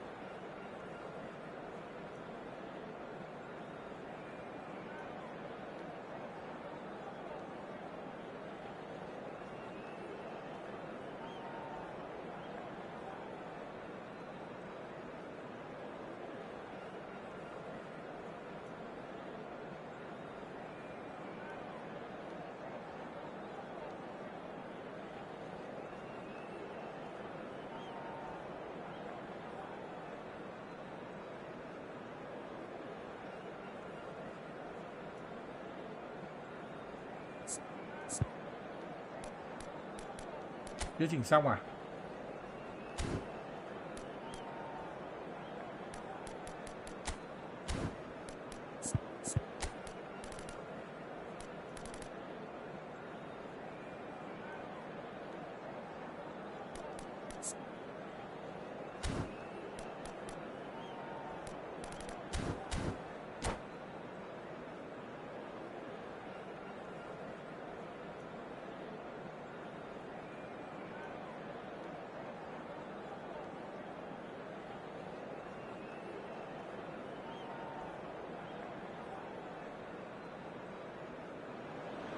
Rất thoải mái mà anh em. Hello and welcome one and all. The atmosphere building very nicely here.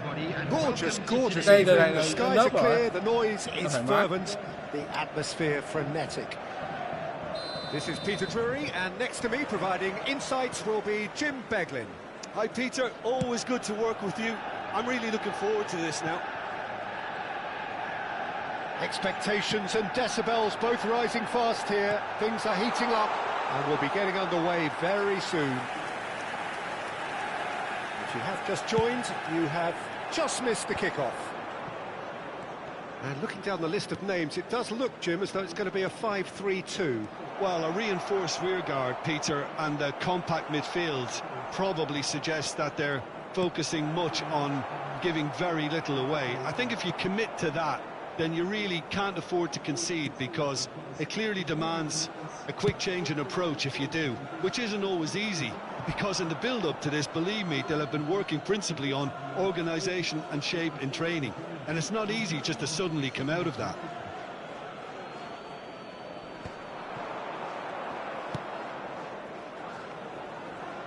Nicely weighted ball. Pele. Jordi Alba. Cross needs to be good. Không được. It's out for a goal kick. Cũng là như thế anh thích về. Well, here is the multifaceted Christian Panucci. Trong danh sách The anh very epitome of game Mạo Phanh, intellect, never short on mouse. I like the fact that he's quite old-fashioned, and that's a compliment. And it makes it all the more amazing, of course, that he is one of Italy's most prolific goal-scoring defenders. Yeah, and he's not the type to constantly go bombing forward, but he knew when it was best to overlap, and when he did, he always made it count. That ball looks a good one. Oh, that's fabulous.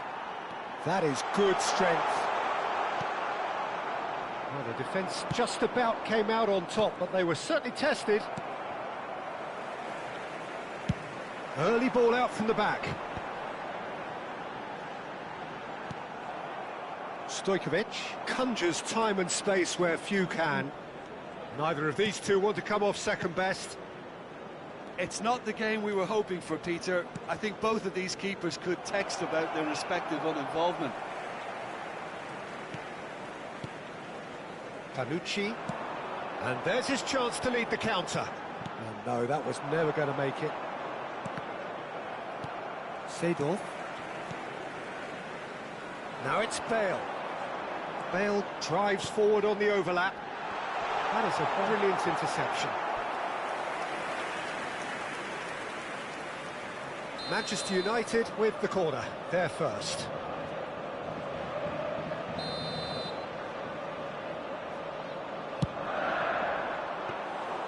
And into the grateful arms of the keeper. And now a sudden chance to counter.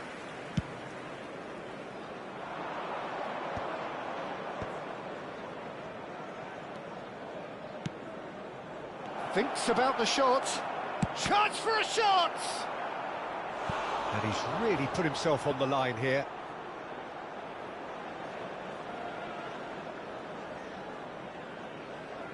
Well, height could make all the difference on these set pieces.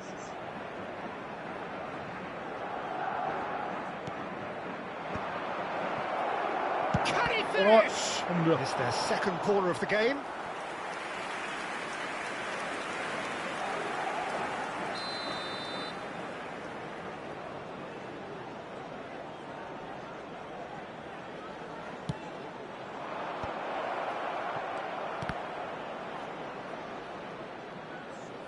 Nice control. And that's been intercepted. He read that really well and stopped it. Madrid have their third corner. Góc cho Nào Béo. Tu.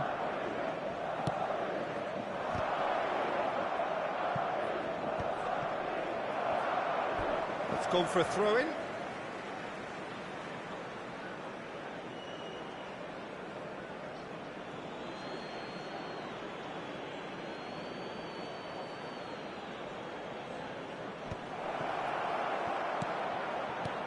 He's had a shot. 1-0 dành cho Mèo Béo. Superb from Pele. He's got himself an absolute peach.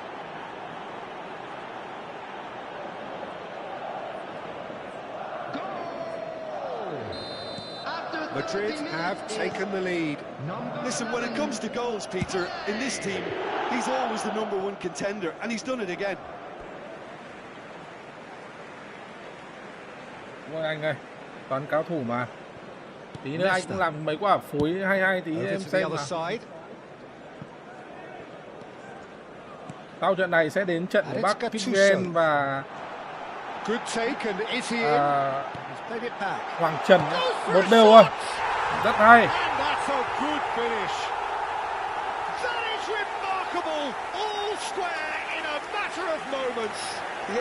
Kết ở tầm này không có cái gì để mà And we've just seen an example. This team has real personality and character.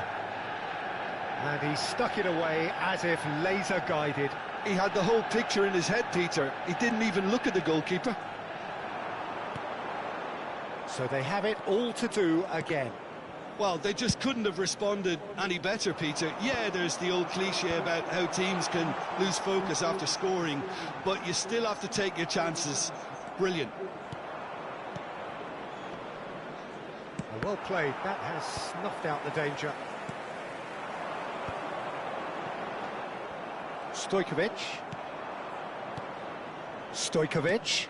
And he's worked it through. Nguy hiểm quá. He is through here. Và có lẽ là 2-1 rồi. Marvelous goal. And a trademark move ends with the inevitable classy finish. Look, if you want to be effective on the break, then the key element is always pace. That's what really rips defences apart, and it's difficult to find an answer to it when it's applied like that.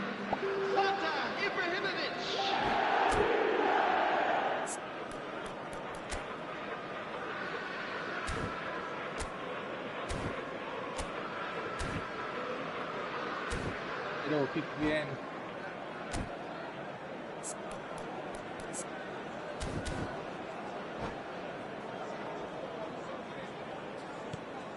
Madrid have their lead. Panucci. Stojkovic. No, that's been intercepted. Stojkovic is offering some sort of an apology there. His teammates are really annoyed with that, you know, and they have every right to be. And there's green grass ahead of him.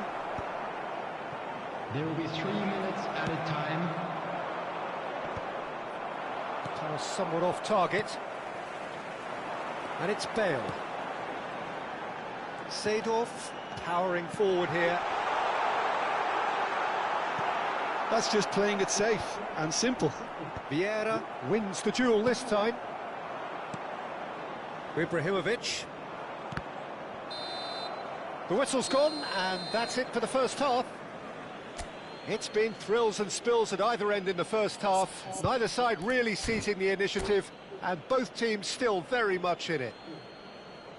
Caution certainly not on the agenda here from both sides. Well, I think the message from the manager at half-time will be pretty simple, Peter. He's going to want them to play at a higher tempo, press more, higher up the pitch, pass quicker, and entice the opposition out of position. He knows how crucial the next goal will be. Madrid are leading by 1 in a finely poised game. It's 2-1 at half-time. So straight into the second half. Excellent challenge there, uncompromising. He's a sharp little ball here. Great ball, and he's in here. Cristiano Ronaldo! Now that is commitment to the cause. So their fourth corner of the game.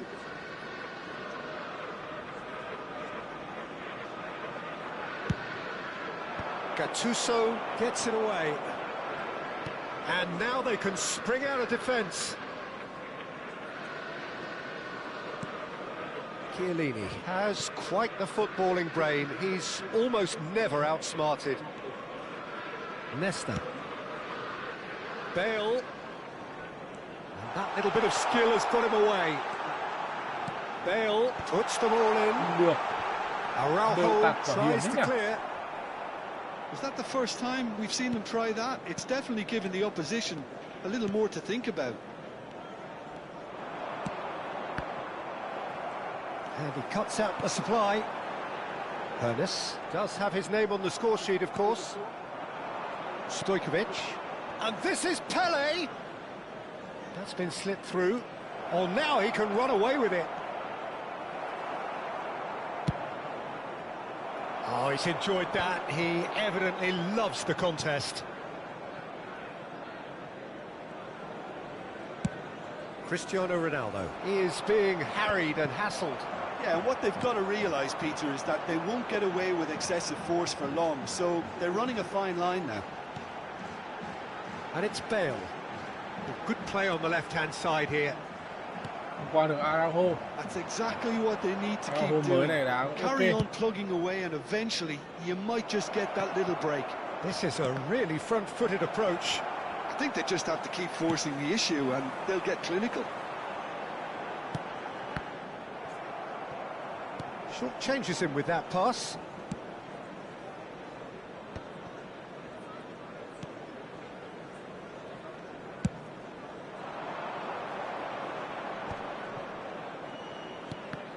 Now then, the ball's come loose. And the keeper's got it again.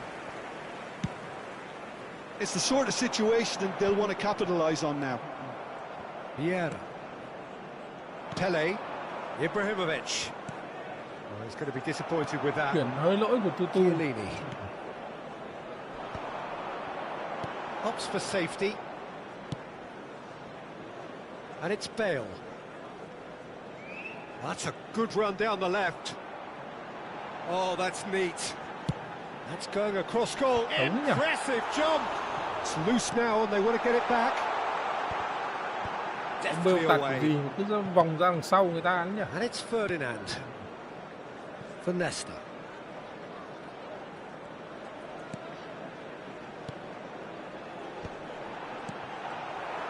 Keep calm and carry on. That's the job in a nutshell now. Ronaldo của Tutu.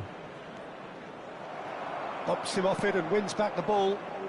It's all a little bit desperate, but it's got the job done. Chắc là bị nớp rồi anh ạ. Well, I thought they got off lightly there. The odds Em were giờ này stacked em ít against đá them. deep em cũng không chắc lắm. Không rành lắm. And that interception Mấy tuần này was most necessary. That was well played, well stopped. Always onto this. Seedorf. Stojkovic. Cristiano Ronaldo. Ibrahimovic. Oh, lovely feed. He is such a good mover. Threads one in. Pele. They've got to be quick moving this forward. Nicely chúng ta ăn worked. được đấy. And he's there to get it away. And they're quick to get it back.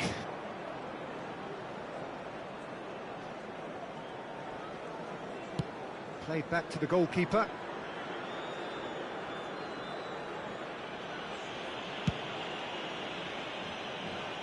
And he's intervened well there. Gattuso has created one goal already. Shot, surely! That's put paid to the danger. Đây nó lại sửa Very xuống lên góc much into trên. the last knockings. Nói chung ra này Alex mình thấy Gattuso. FA nó bị nớp khá nhiều. Oh, he's having a go!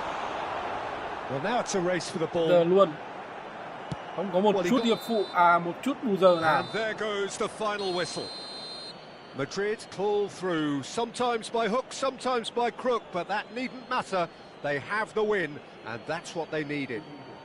Ibrahimovic claiming the Man of the Match award, and there is very little room for argument. You to join me in wishing our birthday Your final boy thoughts, a Jim? very Well, that's what you special call birthday. a job well done. The hosts didn't make it easy. There was a fair bit of battling they had to do, but they stuck at it, and they've come through very, very solidly. And with that, it's time for me to thank Jim Beglin and to wish you a very good evening.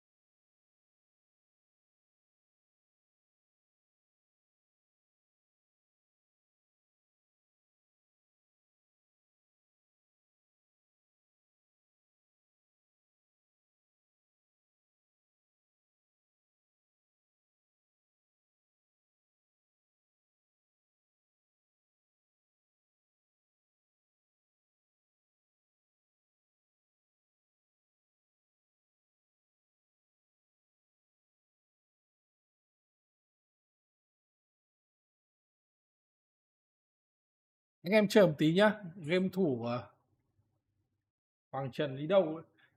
Ngủ chắc là ngủ gật rồi. Có để cặp và Đắc Vegas lên luôn với cả Huy Đoàn.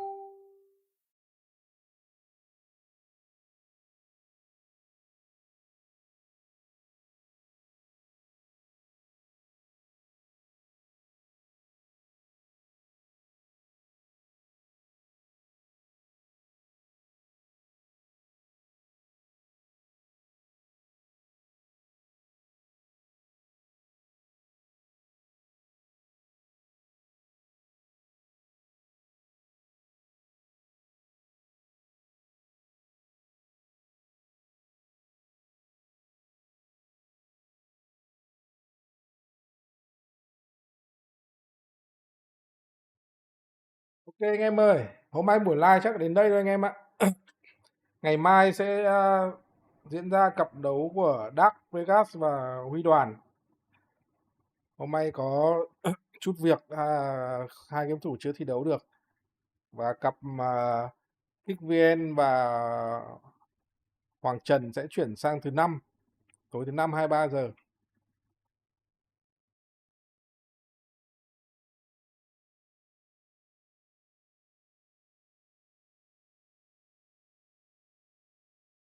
Ok, sorry anh em nhé. Chung là các game thủ cũng nhiều việc.